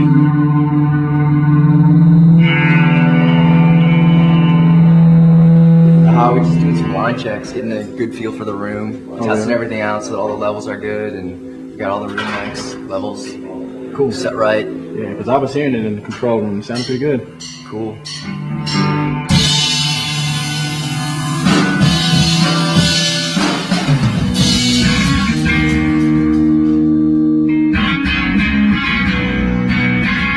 Everything is totally isolated, so as we're recording things, I have total control over pretty much every aspect. I mean, we take a listen here. All the guys will be playing at the same time? Exactly. Everybody's out there playing at the same time. And as we're listening to it right now, you can hear all the parts of the band, but come over here, I can listen to just the bass guitar. Or just the bass drum. Who are some of the bands you've worked with? Well, when I was assisting in Los Angeles, I assisted on everything from Paul Abdul to Aerosmith to Red Hot Chili Peppers to Bette Midler. Of all places, Lawrence, Kansas. I grew up in the Midwest, really liked the Midwest, and Lawrence is a great college town. Bands love coming here and enjoy getting out of bigger cities and enjoy the atmosphere and have a really good time. So as far as these guys go, Appleseed Cast, what do you think about their album? Well, this is the second album I've done for them, and I think they're a great band. They've got three, though, right? Yeah, exactly. They had done one, I don't know, a couple years back, and then we did Mari Vitalis last year, which turned out really, really well, and everybody was really happy with it. I think it's done real well for him. But we just decided to go with kind of the same setup for this record, and So it's more the same vibe. exactly. You know, we're all happy with the way that one turned out, and this was just going to be a little bit more of a refined version of that record with a lot better songs. So I think we're all real excited about it. Just a little more on the bass. Let's kick it up a little bit. I can't hear it. That's a little better. What do you think, buddy? I think it's pretty much set.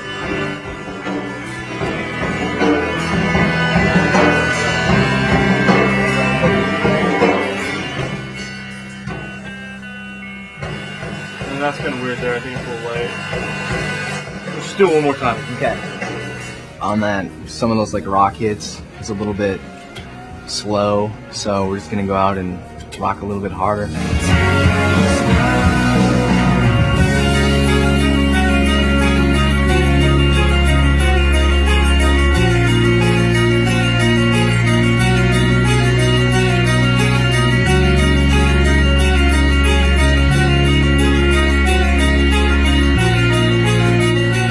I think just when I started seeing people like bands like Sonic Youth, and at the time, I mean, I'm a little older, so it was the height of the Nirvana thing, and just seeing guys throw their guitars around with a bunch of noise and not really playing like leads or hot solos, and that you could do that and still make songs.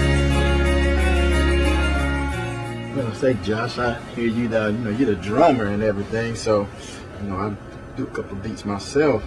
Maybe we can trade off a couple of things or something. Let's go ahead and check it out. Chicks dig I play the drums too, man. I can do all that stuff. See? Now watch close. Okay. Take notes if you have to.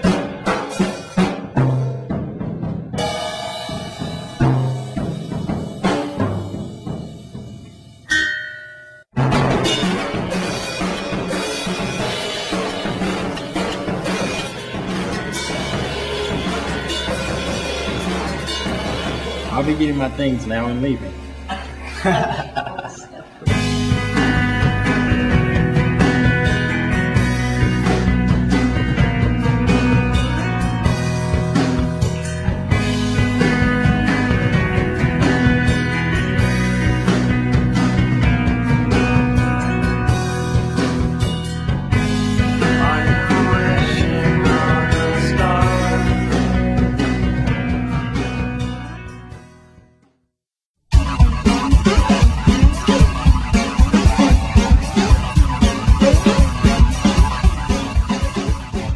Hey, I'm Catherine. I'm Aaron. And we're from the Santa Monica Abercrombie in California. But we're not in California anymore. We're at the Utah Olympic Park in Park City, Utah. Cuisinart. And we're about to go bobsledding and skeleton racing with four Olympic hopefuls. Olympic hopefuls. Yeah. That's right. We'll be watching them on TV. Yeah? You ready to go?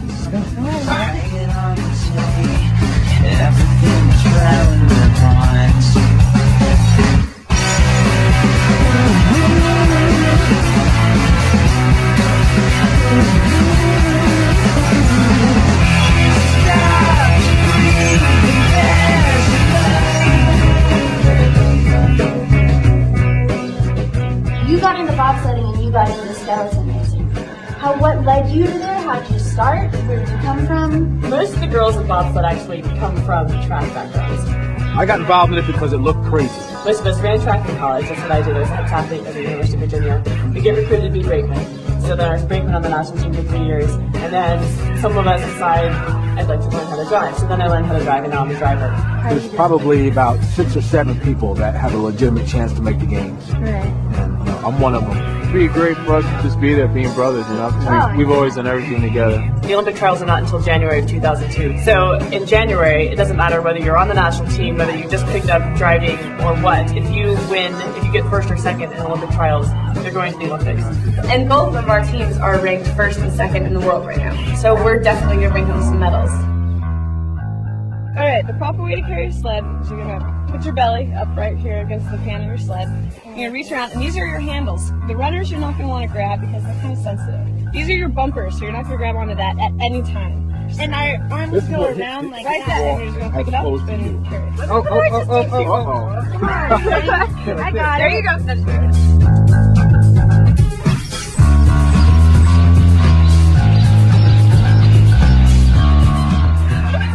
I think we run at a full sprint and then dive on it. You're just going to be doing absolutely nothing except laying there and letting the track take you down. With that form, he's gonna do all right.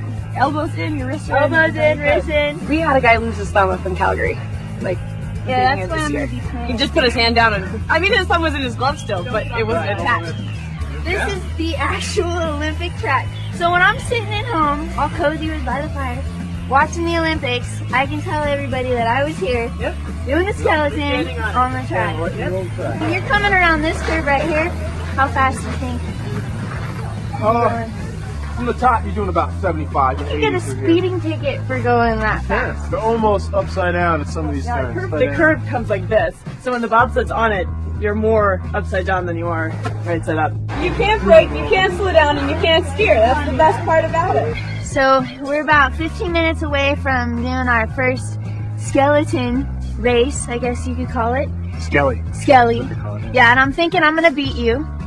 It's my hopes. I wanna, Yeah, we'll see about that. Yeah, well maybe. A little nervous, adrenaline's going, pumping, heart's going.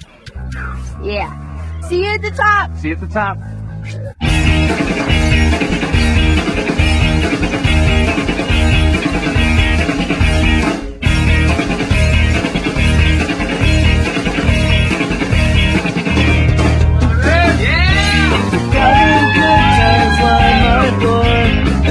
Got the poster up on my door. The first show we ever played.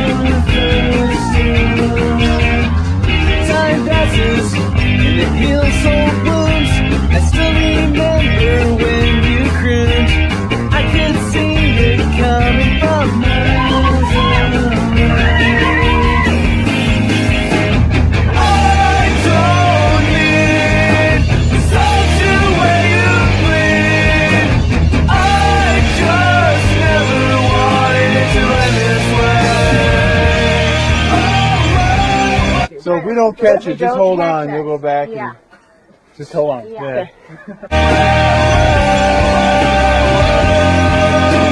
Can't go home again.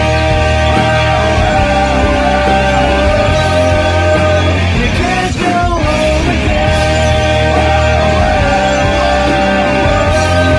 You can't go home again.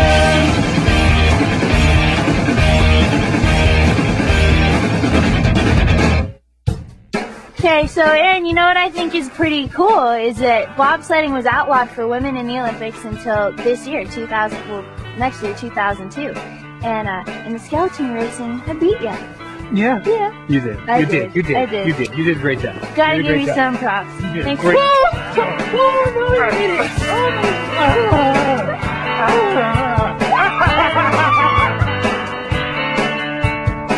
I've always tried to model my life after seizing opportunities, and bobsled sort of fell into my lap. I'm from Houston, Texas. Whoever thought?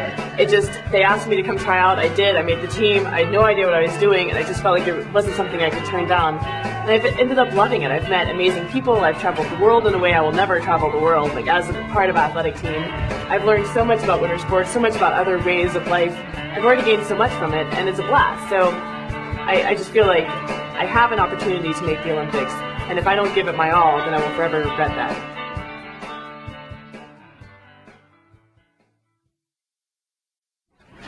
What's up? My name is Joshua Williams. I'm Kristen Van Dam from the San Francisco store. And today we're gonna hang out with the Far Side. And the what? You don't know who the Far Side is, man? They tour with Tribe Called Quest, Roots, De La Soul, Diggable Planets, even Core, man. These guys are off the hook, man. I'm telling you, they know how to do it. And we get to hang out with them all day. Yes. That's what we're doing right now. So come join us. You can hang out with them too. Cool enough. Hey, don't get jealous, because we get a buddies out with the Far Side.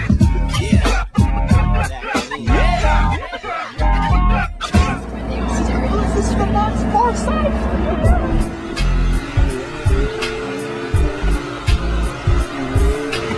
Hey, what's up, y'all? And they say all the famous people are lazy. No. Hello, how you doing? guys just chilling? Man, about to roll out, you know what I'm saying? Just rolled in, got the show tonight. Then we gonna roll out, show tomorrow night. So tonight it's gonna be at the... It's gonna be at the Bricks Club, should be hot. It's gonna be us, gonna be Souls of Mischief. Black Thought's supposed to be coming by since there's like the Sundance Film Festivals in town and everything. What influenced you guys to do plain rap?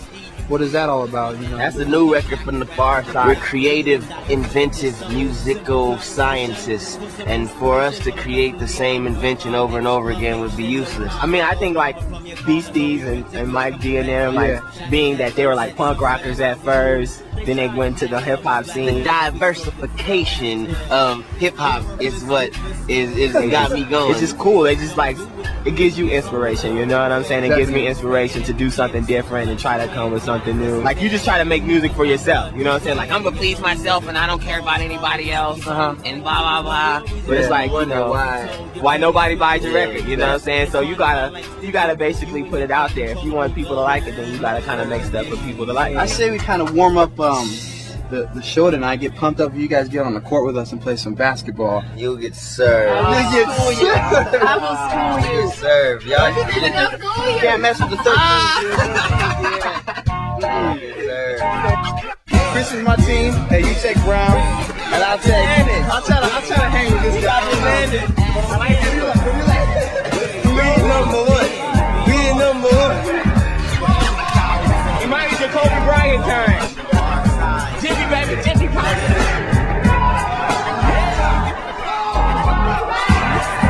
Warming up Far Side so they can represent tonight.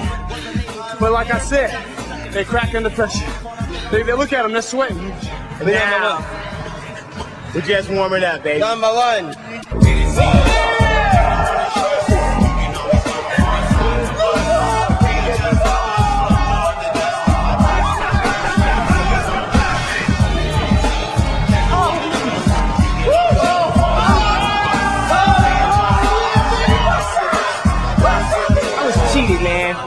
Cheated. It was a setup. I would like my rematch. You owe me a rematch. Got some lucky shots, man. He doesn't know it. Man, I want this hard shot. I gotta go jump in the ice to cool off. I gotta go jump in the ice to cool off.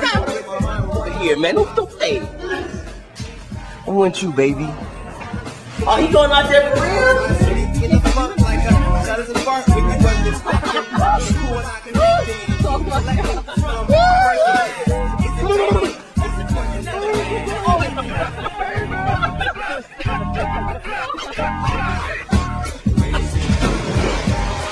Hey kids, don't try that at home, okay?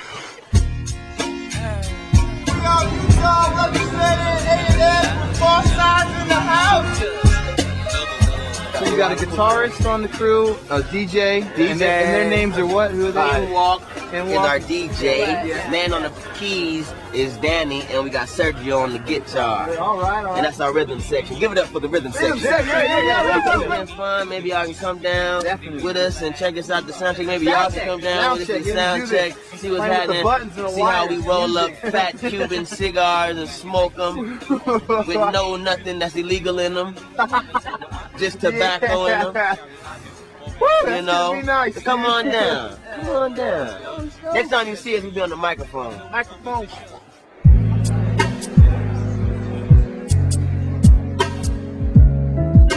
Lo que necesita el mundo es expresión verdadera. 1, 2. 1,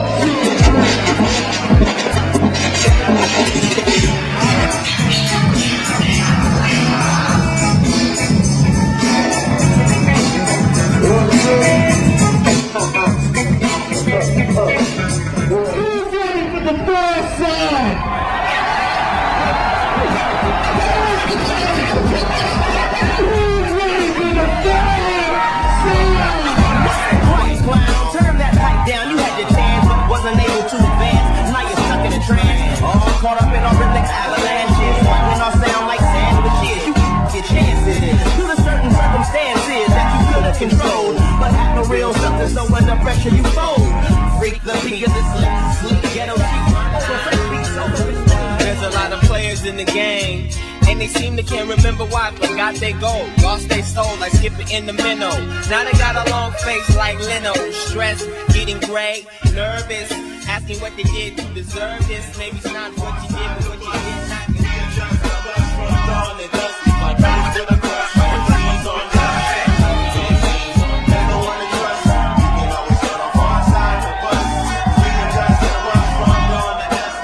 First show down, 18 to go. This is the life of Farside, and they're loving every minute of it.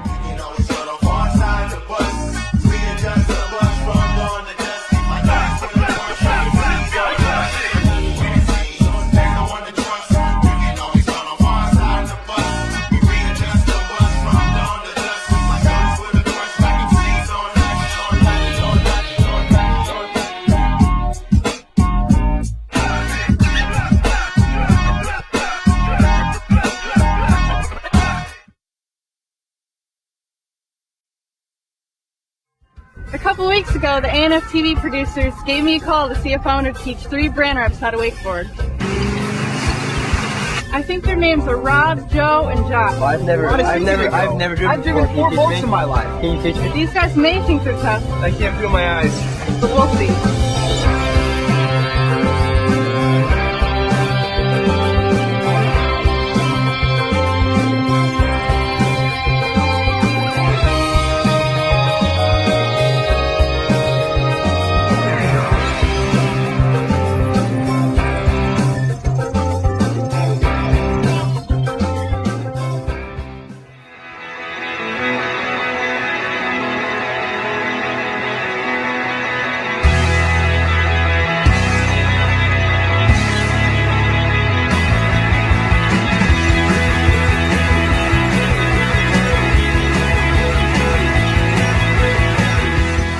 Driver, right? Yeah, who wants to go? I do it. I think I'll take Joe here. He seems to be Joe's the man! Joe's off the hood!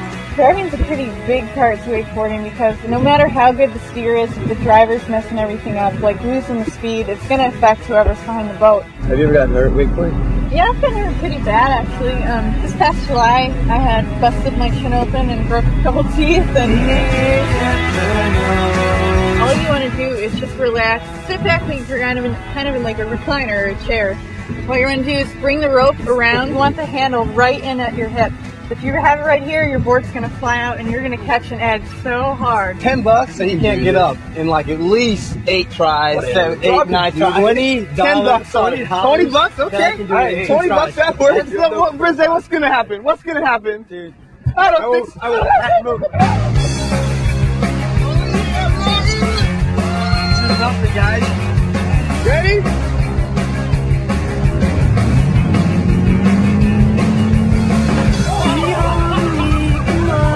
Strike one, we got what, 19 more to go? No, 7 more to go. I get my $20. Face plant. What did I throw? It feels like a dog running into a car door. You guys better quit laughing because you're up next. What? You nervous, Joe? Look at the athletes here.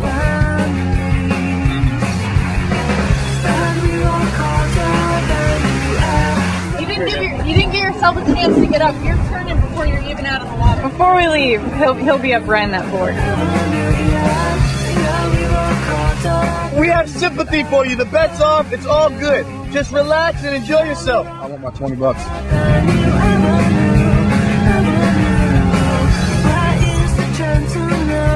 How do you think I did? You did pretty good. You got up. The only thing you're having trouble with is trying to turn too early, but we got you up on the board, so that's the first step. When the boat pulls you up there, yeah, you're kind of just helpless. Rob, I'm going to school you, okay? I'm going to show you how this is done. None of this sailing, blowing over, lobster boy, base diving. Lobster boy, oh no! Hey, all I gotta say is you better do it in 3 tries so you get no lips from the pro.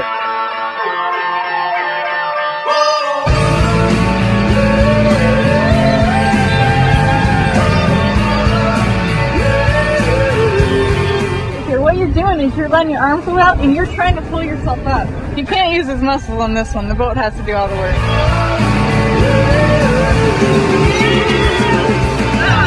So, talk so much trash about me, you know, but I got up. I'm fighting it too hard? Way too hard. You gotta go with it. When everything's rosy here, and you've made up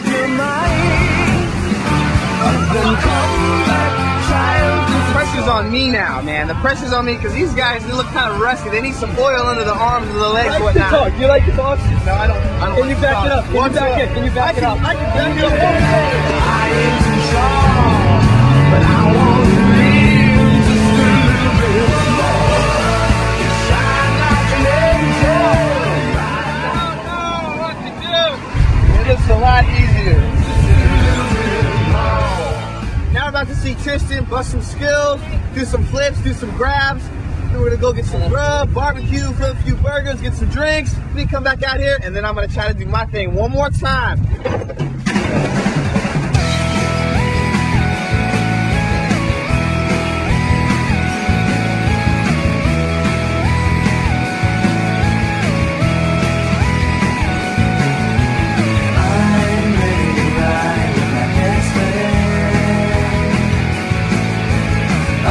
Around the world and back again. She's ready to fly, so thin. I'm a little child, my best friend. She knows, I know. She knows, I know. So, is this food gonna get me going up? Is this food gonna keep me down, or am I gonna just be able to stand up? I hope so. We've tried everything. What? What you been We need to get you up out of that water. How did you get into wakeboarding? I don't know. It just happened by chance. My dad wanted to buy a boat one day, and I was actually dating a guy, and my dad's like, "Well, let's get some water ski equipment." And the guy was saying, "I was like, well, get a wakeboard." And I was like, well, "What's that?" And he gave me a magazine, and I looked at it, and I was like, "That's rad." Weren't you supposed to go to Florida State on full scholarship? Yeah, I was gonna go to Florida State to play softball, and just decided to Giving up a scholarship to stay with the water. That's sweet. Yeah. How long did you play softball and soccer for? I played like forever, since you could start. T-ball. There's tons of guys out there like Sean Murray, Darren Shapiro, Parks Bonifay. Wait, you know, wasn't Parks on a Wasn't A&F TV show? It was like the first episodes of A&F TV. Parks was actually probably there when I was just learning how to wakeboard. So he was there when I first started. Did you learn anything from him? Yeah, just watching him, you can just pick up so much stuff. It was amazing. I got some food in my stomach. We're gonna get back in the water, and I'm gonna stand up. And we're gonna do this. We're gonna handle this.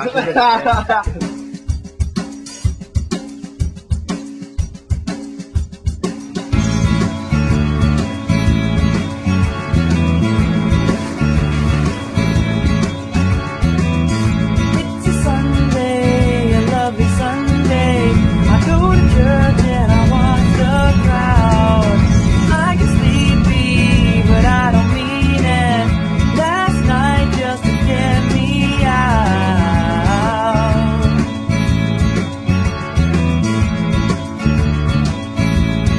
White boys can't jump like that. It's a Sunday, a sunny Sunday. I eat my breakfast and plan my day out. I'll go shopping and spend my money, buy my groceries. Boy, oh boy. That was awesome. What do you guys say about that? How'd I do? You got like a good couple feet of air. That was so sweet. Some sweet airtime. Yeah, Thank you definitely. so much. You were helping me out. Telling me just get over the little wave there. Yeah. Cut out to the right, get my little edge, lean back, boom! Yeah. You guys were incredible. I mean, you guys got up your first day or learned how to jump, and it's amazing. So hopefully we'll see you again. So we're welcome back. Of course, you're always welcome in Extreme Wakeboard. Oh, thank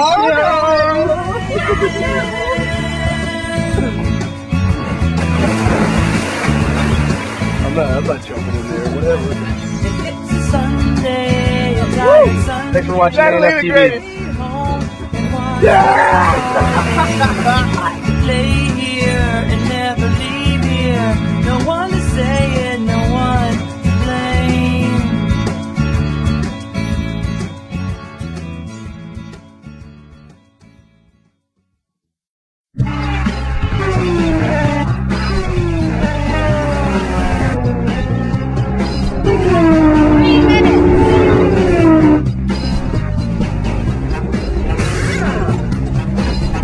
What do you think? I'm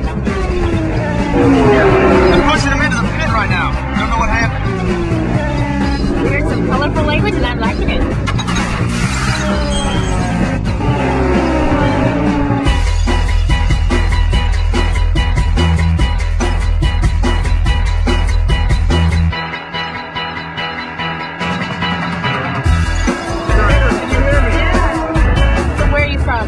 Julio, state of Sao Paulo. Oh, Texas.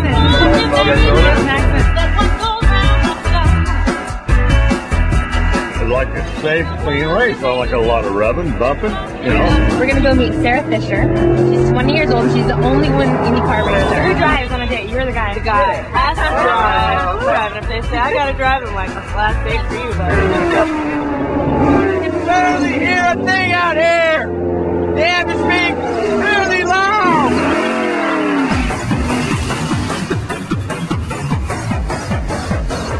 So I mean, we grew up racing go-karts and big wheels. And it had a digital dash, and it had just, we had hydraulics on our big wheels.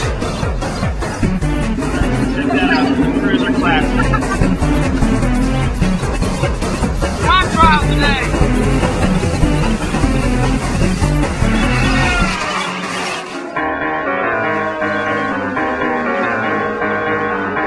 Is she a Sarah Fisher fan?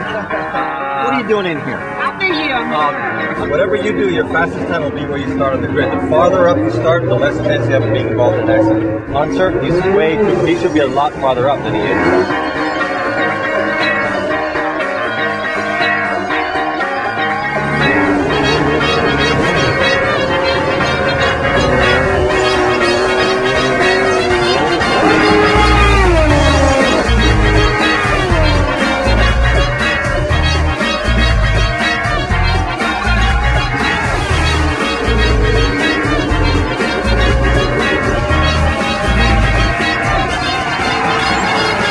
If you make a mistake as a spotter, you can send your driver to the law. The driver in an IndyCar can only see in a vision pattern about like this. The spotter's job is to get another set of eyes for the driver. We heard some colorful language and I'm liking it. What are you doing tomorrow with that pole? Well, tomorrow I'm going to be holding out it's called a lollipop, which is actually like the sign that they put in front of the car when it's pulling into the pit. Eddie's going to be pulling the nose of the car right up to the front of the sign, and that's where they stop.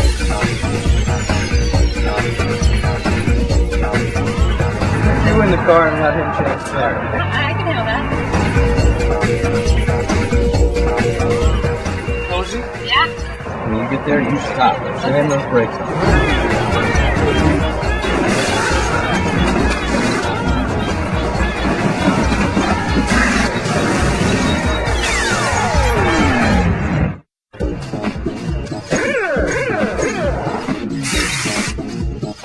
Put like 2 more times in, you can work the wheel in and take the wheel, pull it off, do it again, pick the other one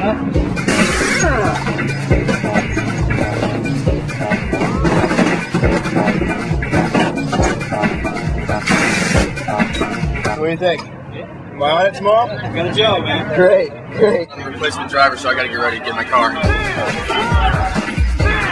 think my butt looks funny.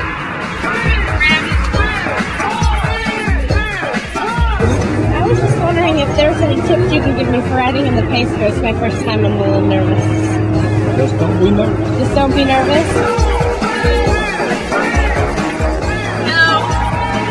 Let's see what this bad boy can do. Yes. I need a new car soon. I think mine's a little wet. I ran the first race they ever ran here in 1964. What? Completely. What are you talking about? Oh, whatever. This is no. It's game time. Let's go.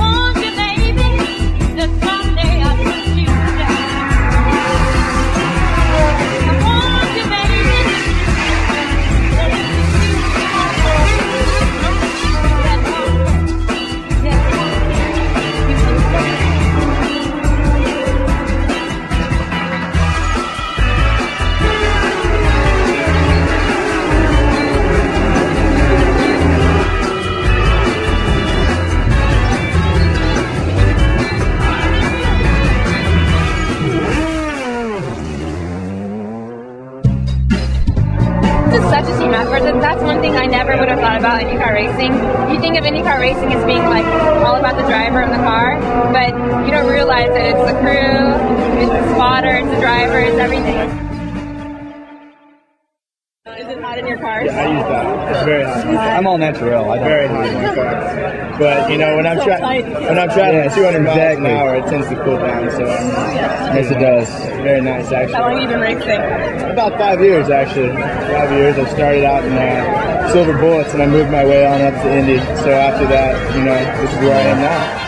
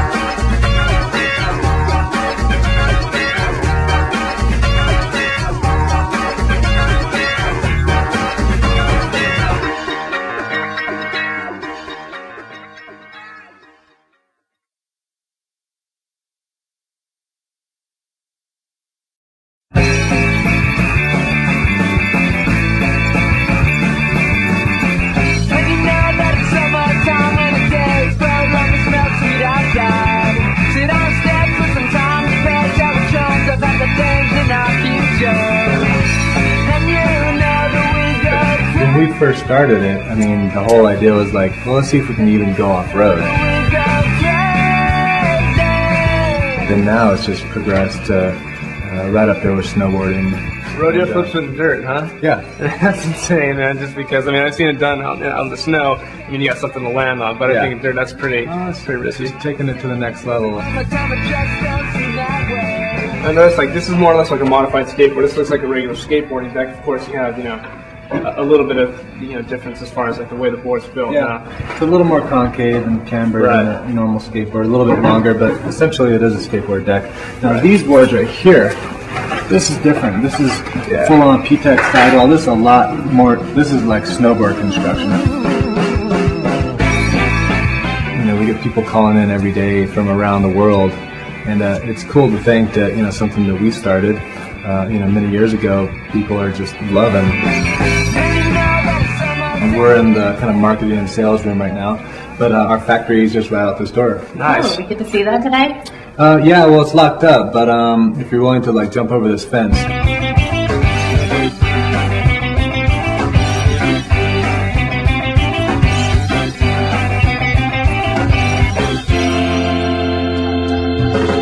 We will be here in the underground. No bad sister, can you feel the sound? The simple things that make the world go round. Underground, the music's moving underground. It's time to get muddy. You ready to go? You're getting dirty. I'm ready to get dirty. Let's go.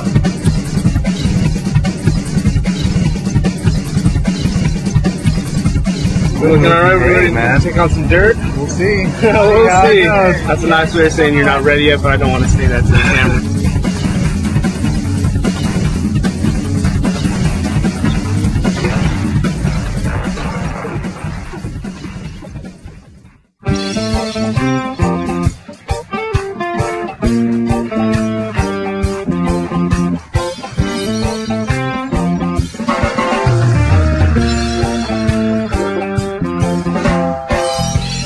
Dear sister, dear brother.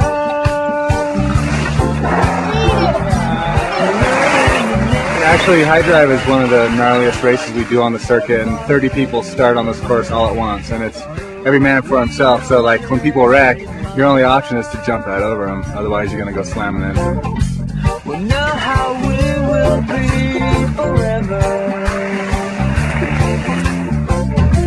To those who know they are our brothers,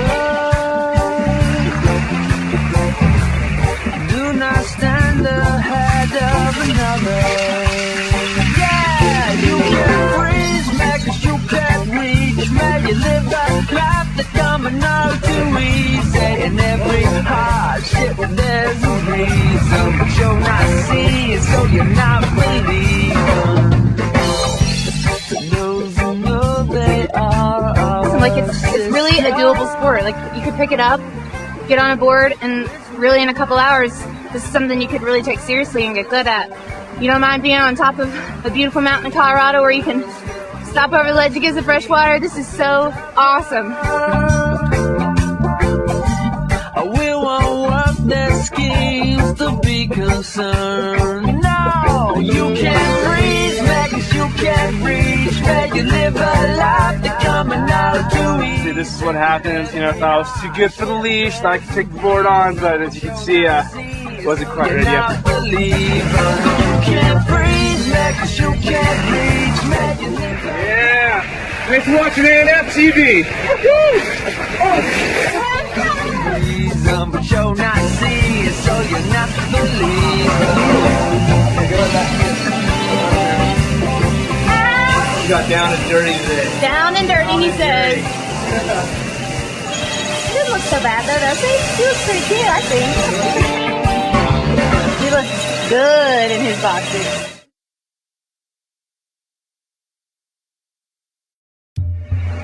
There's all kinds of different scenarios I've been in. The most difficult one was being in Nepal. You basically have to hike into every single river that you want to go do. And so when you hike in, let's say 3 days, you're out in the middle of nowhere. If you're out there running hard class 5 rapids, anything happens. Nepalese medicine is going to do absolutely nothing for you. If you cut yourself, take some mud and fill in the crack.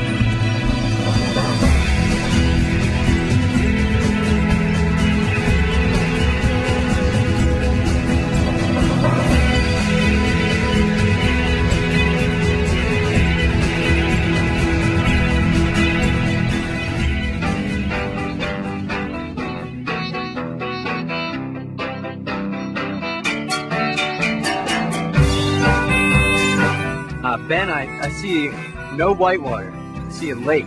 What's this? Well, first we're going to start off in this nice little warm springs over here. Teach you guys how to paddle around. Oh, geez, watch out, watch out, watch it throw. Stuff's heavy. Throw it down like you mean it. Toss it. Toss it, yeah. Now we're going to be bad and go kayak. Thighs go up underneath these things. These are thigh braces. This is a spray skirt you put it on like you're going out to the bar and you're slipping on the mini skirt. It's nice and tight. And you would know how to do that? Yep. This is the first move. It's called a cartwheel. This is the basic roll. Get my skirt on. I'm off. Wow, life is still sweet. Life is still sweet. These guys are ready to learn how to roll. What's going to happen is you're going to bring your hand up. Oh, no, this elbow stays down. This elbow stays down the whole time. You're going to bring it up, you put your nose to your armpit. And when you get there, your blade's going to go like this. You're going to feel the surface of the water, and you're going to snap your hips. Rising, breaking up can be pulverizing. You can. We're going to get this today. Whatever you say. There we go. We're getting somewhere. We've been out here for about 2 hours and we're sick of this flat water, so we're going to head over to the river.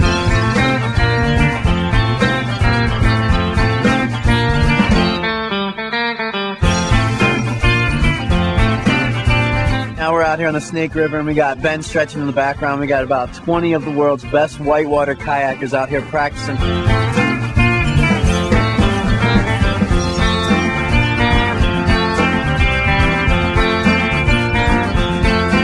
Kayaking for a long time, and I know that it's changed a lot. It's changed quite a bit since I started. I mean, it was a small grassroots sport. Basically, you're driving down the road and you saw another kayaker, you honked and waved because you were so excited you saw another kayaker. But now it's huge. I mean, there's kayakers everywhere. As an athlete, it's taken off. There's a lot more money in the sport. We're able to go and travel to exotic countries and have our trips paid for. And that's really only happened in the last couple of years. Oh, yeah. Gross, dude. You gonna wear that? Oh my god. That smells good. Ben brought one of his buddies, Becky, down here to, for safety measures in case I drown or something. She might help me out. Stop! That's totally fine. This is graduation day. The trees are gray and sky is green and it's never really fair. Her hair hangs down round the ankles of the people and it's never really fair. Her airplanes come and her airplanes go and it's never really fair. I think I'd like It's a lot harder than it looks to go straight. Murray, you stay. Stay, buddy. The key is, when you're paddling, to always lean downstream. Lean upstream, will tip you over.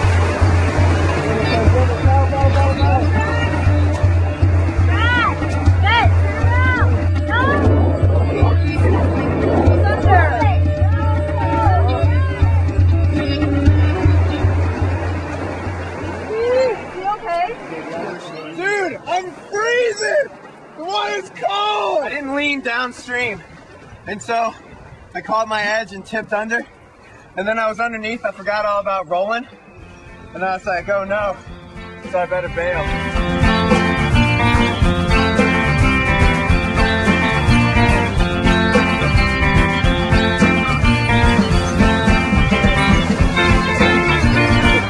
I don't know, I guess I'm not a pro yet.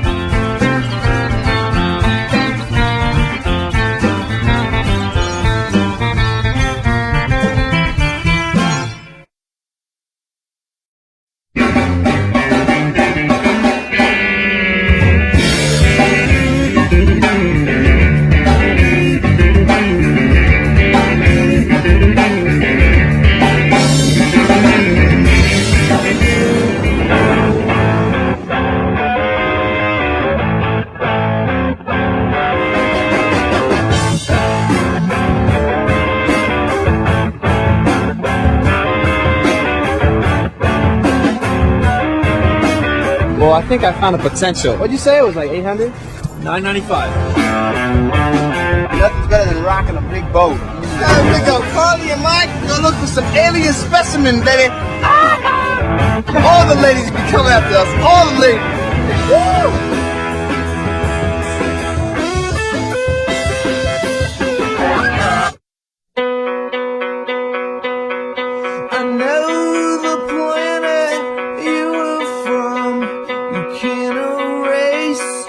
Try to make undone. No more weak and none. Alien French jerky. Oh yeah. Oh my gosh. Hey, you're not the only one who's ever stepped into the sun. Found out the gamma rays made up. So where are you guys from? Tell us a good story. About 8:30, between 8:30 and 9 o'clock in the evening, we were the only ones here. And we were just sitting about in the center of the bar, just talking. And a beam of light came through that door. Wow. You know, the hair on your neck kind of stand up and you look around, someone is staring at you. A presence, an energy of some kind. My wife said, well, you know, make yourself at home if you want something to eat or drink. And she said, oh, hell, if you can come through a steel-clad door, you could open a beer or get in my refrigerator. You know, help yourself. I don't put this stuff. You know? Nah. Carly. I don't know. I feel like certain people that we talk to, I definitely think they've got a good handle on it, and the other ones, it's just, sometimes it's just so extreme. It's like, what planet are you from? I'm an astronomer. I'm working on a book on astronomy. One evening, a little after dark, a brightly lighted UFO about the size of a house descended and landed in the pasture about a quarter mile below the house. Your wife saw this? Yeah. Some little guys got out. They were child size, looked to be fairly thin. They seemed to be bending over and picking up soil or plant samples. While they were outside the craft on the ground, she pulled out a .30-30 rifle and fired 3 signal shots in the air, and these guys did not respond. They didn't look up. It's like they didn't have ears. I'm doing an ongoing search in Roswell at the area of the 1947 crash. We're going there on Friday. Roswell, you gotta go there.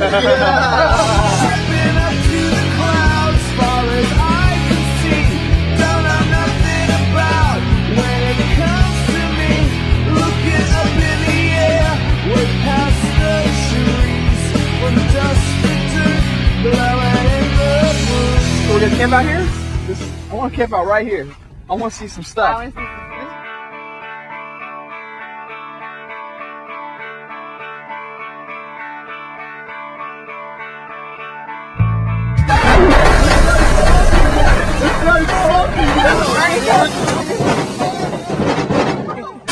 Oh, gosh! That's what you get! Oh my. The air on, we're going about 90. Basically what he's saying is, if you wouldn't have kicked in that windshield, we'd be still driving the 71 Impala right now through the desert on our way to visit some aliens. Yeah, we're pretty much stuck out here. We're finished. Well, you guys sound like you're blaming it on me. Yeah, well, you're the one who picked the 71 Impala, buddy. This is your angel. This is your girl. Check it out, And though. she's This is done. nice, man. Maybe we can push this the rest of the way. You think we can... No way! I'm leaving this car. It was so good. Say goodbye, bye, bye. Here comes the wrecking ball. Singing it's the 4th of July. Here comes the wrecking ball.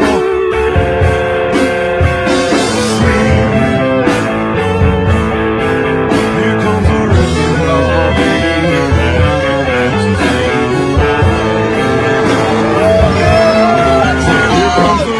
ball. Say goodbye, bye, bye. Well, it's gonna wreck the levee.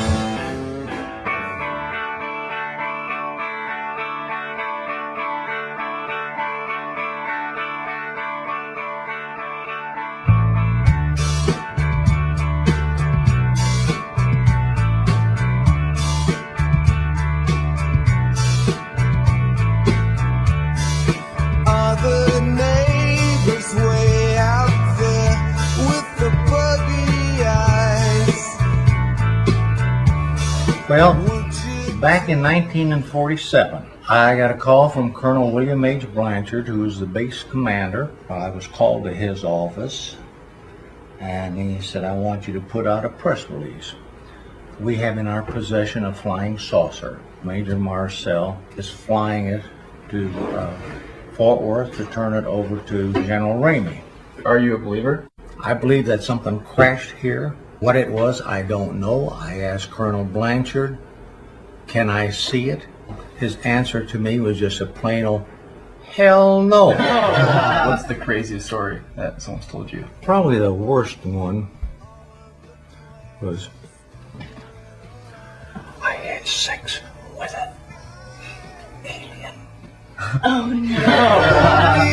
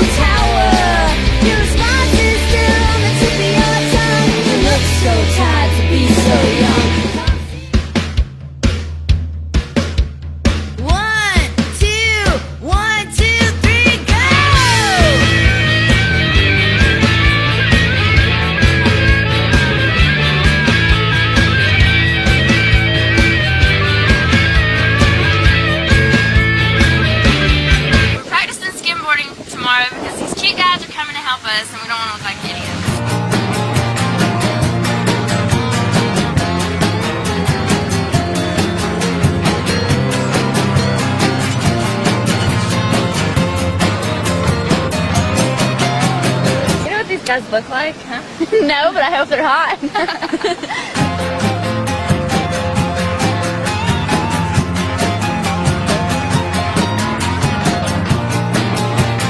We didn't do so good on our own, but tomorrow we'll see you at some professionals.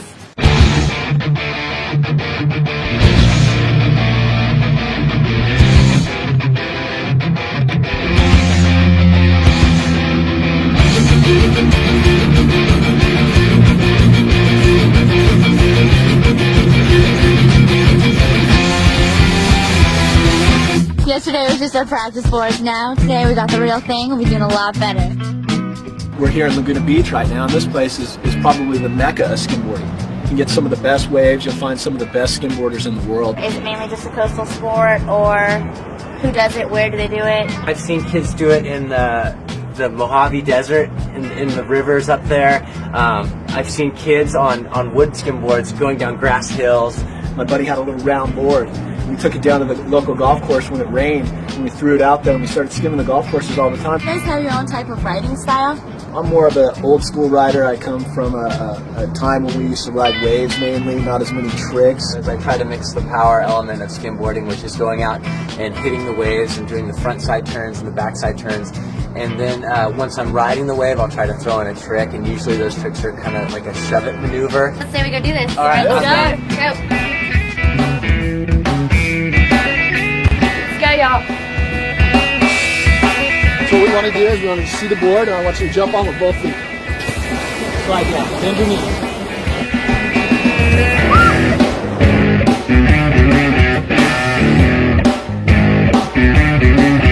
When you're running, you're going to just drop it and jump on it. We don't do this in Georgia, guys.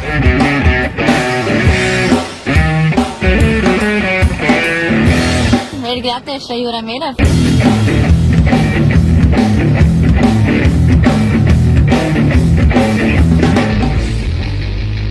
We're now going into the water, you guys. The area to the right here has some rocks. We'll stay away from that. What we're going to try to do is skim over into this area. The masters, dear, we're fostered here. Sit on a bench painting parasites. Watch the sunset, here comes the night. No one said, come and tell it good to you. For hours, no one said, I'll do anything to you. You guys want to see my red ass? That one hurt. It didn't taste too good either. Be so young. Come see, come see, come see, come ça. Bonjour, bon nuit, ooh la la. On the rue de la plage, feeling so ignored. It's hard to believe you're born in Paris. The masters, dear, we're fostered here. My honest opinion is that we have 3 prodigies and probably all battling each other for a world championship.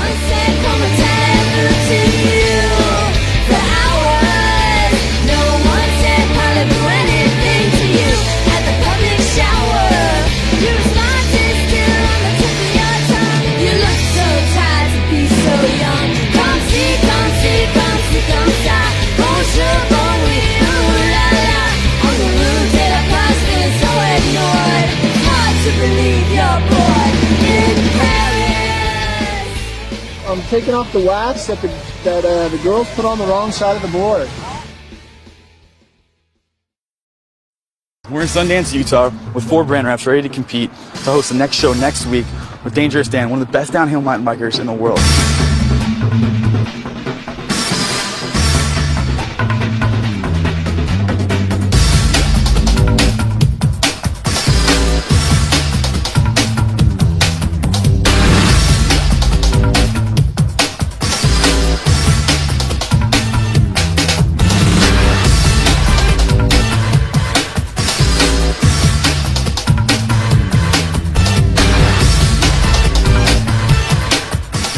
K2 full suspension bike, high performance machine. I'm ready to flow, I'm ready to go, and I'm ready to show.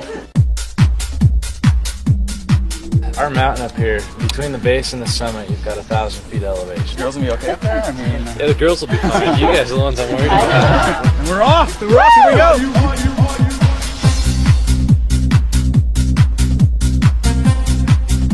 Alright, here's the deal. We're gonna get your guys' feet wet a little bit by taking a little practice run. We're gonna start off at Scott's Pond here.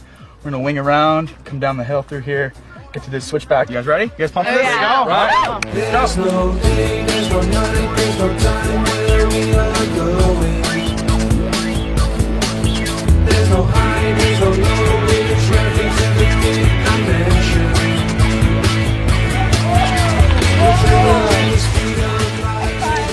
Well, how's How's it feel to eat it for the first one out of everybody? Got dirt on my teeth, eh? It's pretty hardcore. Took a digger, got right back up. Bigger than a toy store. The man machine is on a roll, getting closer to our goal.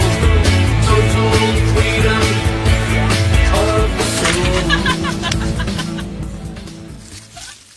You may have got me in the practice run there, but I'm going to get you in the championship. Top speed the whole way down. That's all it's about. Well, me and Vancouver. Like I said, I'll see you on the other side of the border. Mike, you know, I'd really help if I had a head start. Is that a possibility here? So you ultimately decided to go to Vancouver, right?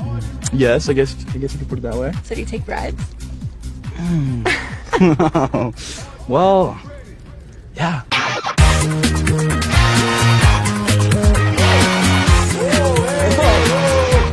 All right, it's race time, boys. So you're up first, buddy. All right, let's go. All right.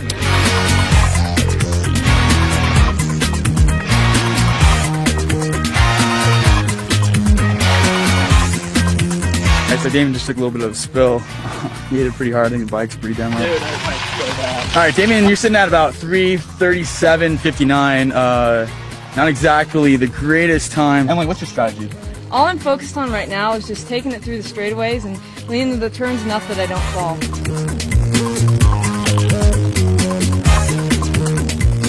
3:16. You beat Damien, I mean. Alright! High five for that! Which is sad. Alright, Lise, here we go. 5, 4, 3, 2.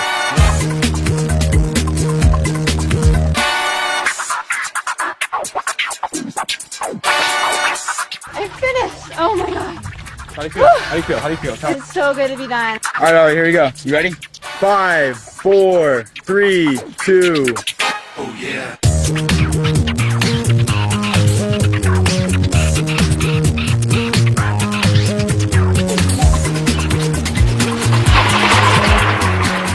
Yo, 133, bro. Yeah. You're going to Vancouver. Sweet.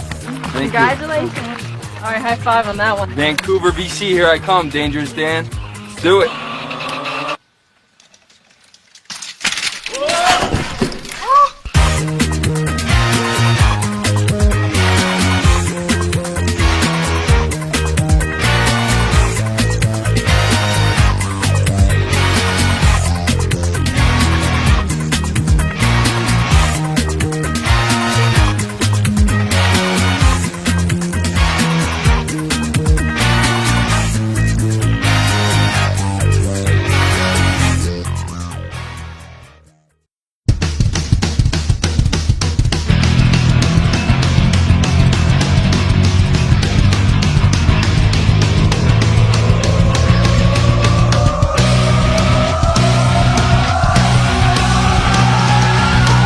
Do the gate.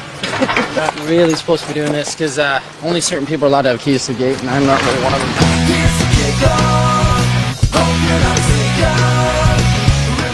Beautifully handcrafted Ellsworth bicycle. So, Ari, I heard you had to win a contest to get up here. I actually raced 3 other brand reps in Sundance, Utah. I beat them all. Kick their ass? Yeah. I don't. Have you kick my butt? This is a very high-end bicycle, Ellsworth Dare. It's a quite expensive machine. Probably runs about five grand US, I would say.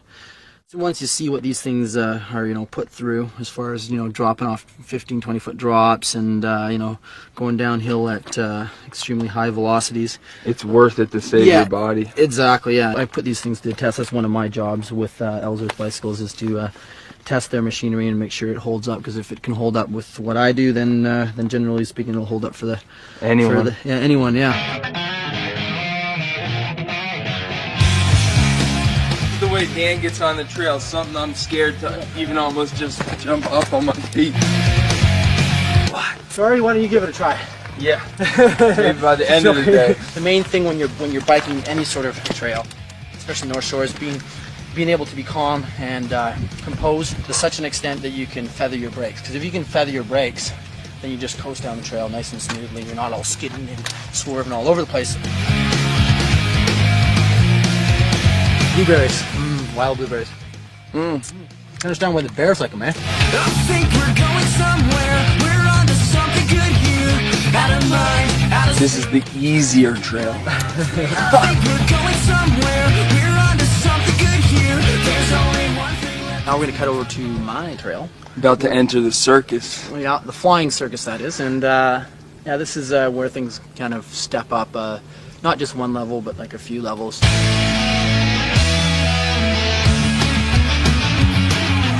Guys, check this out.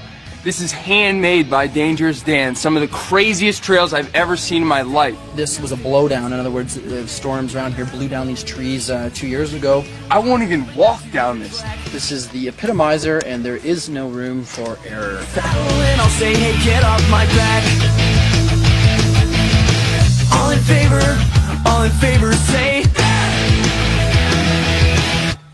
No. We like the flavor. This is a little trail a friend of mine built called Air Supply. Ready?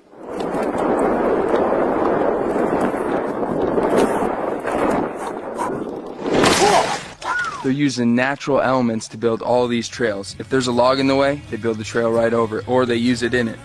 It's amazing how it just fits right into the scenery. Everything just flows all through the woods. It looks like it almost belongs here. Check this out. This car's probably been here for 50 or 60 years. And look at this. They use the car door as part of their teeter-totter to weight it down. See that? That's the weight on the back. So creative. Ari, I've shown you some of the more gnarly cutting-edge stuff. So what we're going to do now is we're going to go up and ride a trail which is catered to, you know, getting to this point. Double black diamond, I'm going to give it a shot. You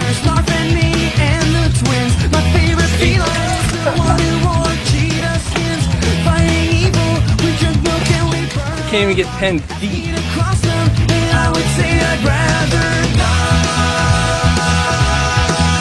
I don't feel too proud about that, but it was double black diamond.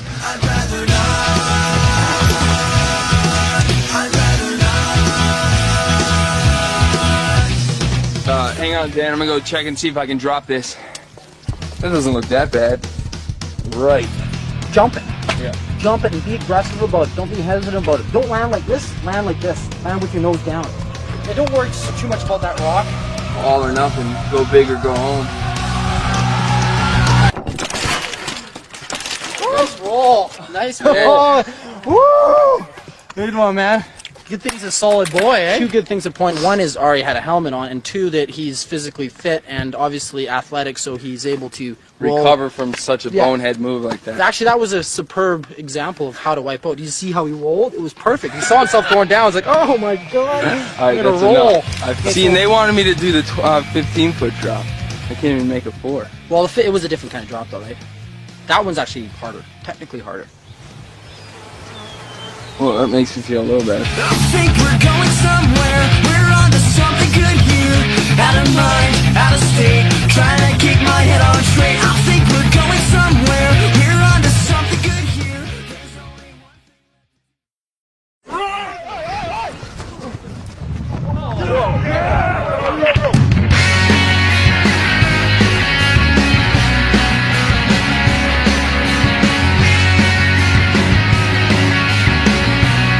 How beautiful is this? We're in Boulder, Colorado. For the first ever East versus West Abercrombie football match, we've got guys from all over the place, all over the East, all over the West. I don't really know what to expect, but I think I'm going to go with the West. What about you, Nah? For now, I'm going with the East, but it's too early to tell, so we should go check it out. Yeah, been a definite problem on the field. Elks were out last night doing their thing. All right, Dusty, as the A&F TV seasoned veteran, I'm nominating you to clean up all the elk crap that's on the field. Here's your pooper scooper. You ready to go? It's a privilege. Thank you.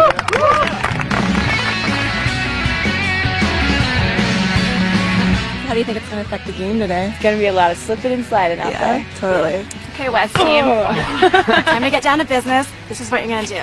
Pick a team captain first. And then you need to sign the rest of the positions and start practicing. 1, 2, 3, West! I need sweet seduction. 1, 2, 3, Me and Mike will run some defense, and then you guys are blocking, and have Matt and Mike do their cross pattern and see if it works.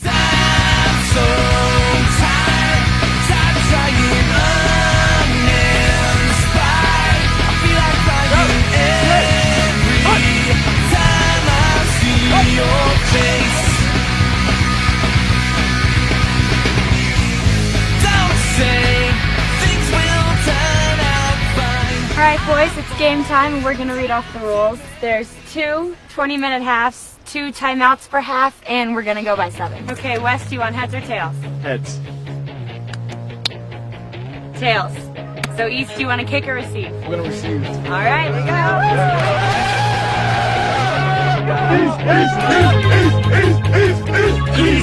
East. No, West. Get it. Go. Get it. You guys feeling the altitude? Oh yeah, dude. Ready, set, go!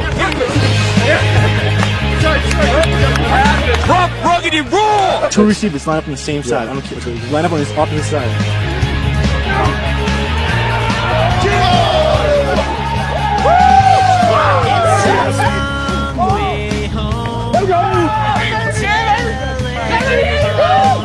See, they're used to seeing the bright orange colors of their board shorts, and the blue through them all. Run! Yeah! Do we have an oxygen tank or something for me out here? Block for me, guys. Let's go. You gotta lower your standards one more time. Lower your standards, it ain't no crime. You gotta pick up the pieces, work your way back as you climb. Slippery hands. The altitude. You struck out in Alaska, and I'm the only one.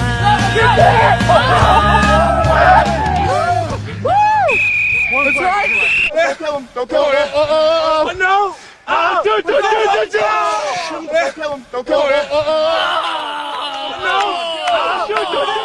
It's game time. We're all pretty excited right now, but I'm still going to vote for the West. Did you know that everything I do is just for some? Right back in someone's way right off the bat. Smoke. Oh, so quick, I can't remember what happened.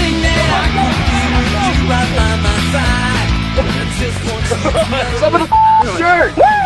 Ladies got their panties in a twist. You're whining about a little tugging to the shirt. You know, what is this? Come on, people. West is playing some prison rules. Yeah, that's all right though.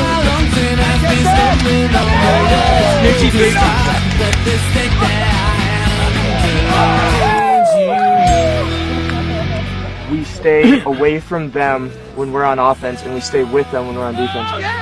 Butterfingers again. These Coast guys, all Butterfingers. The only plan is we gotta stop him. He's putting poop on the. We're beating this. Nothing.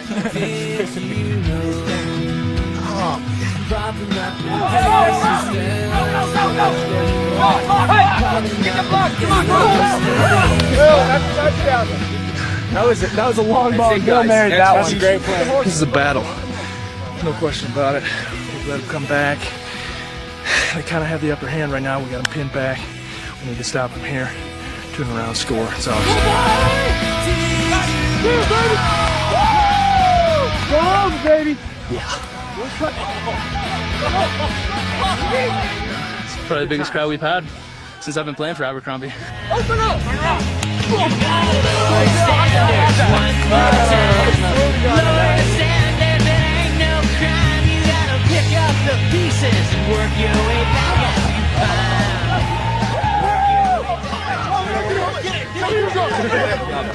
Hey, tough play, man. Right here. Dude, it's tough.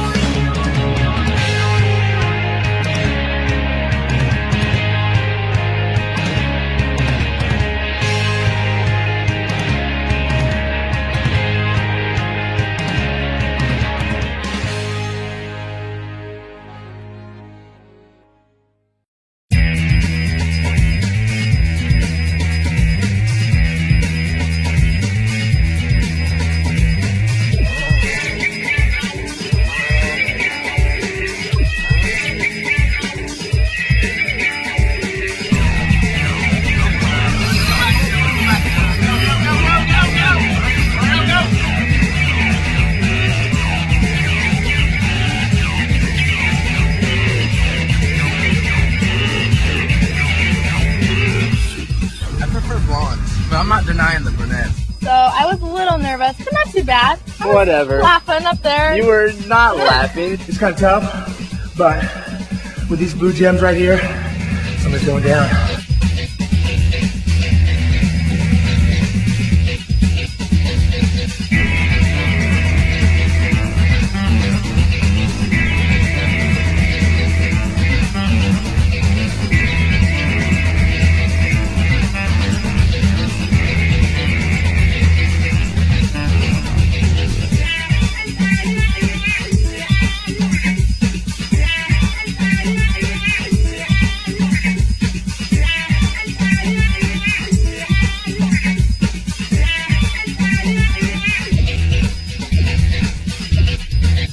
So that's all I have to say.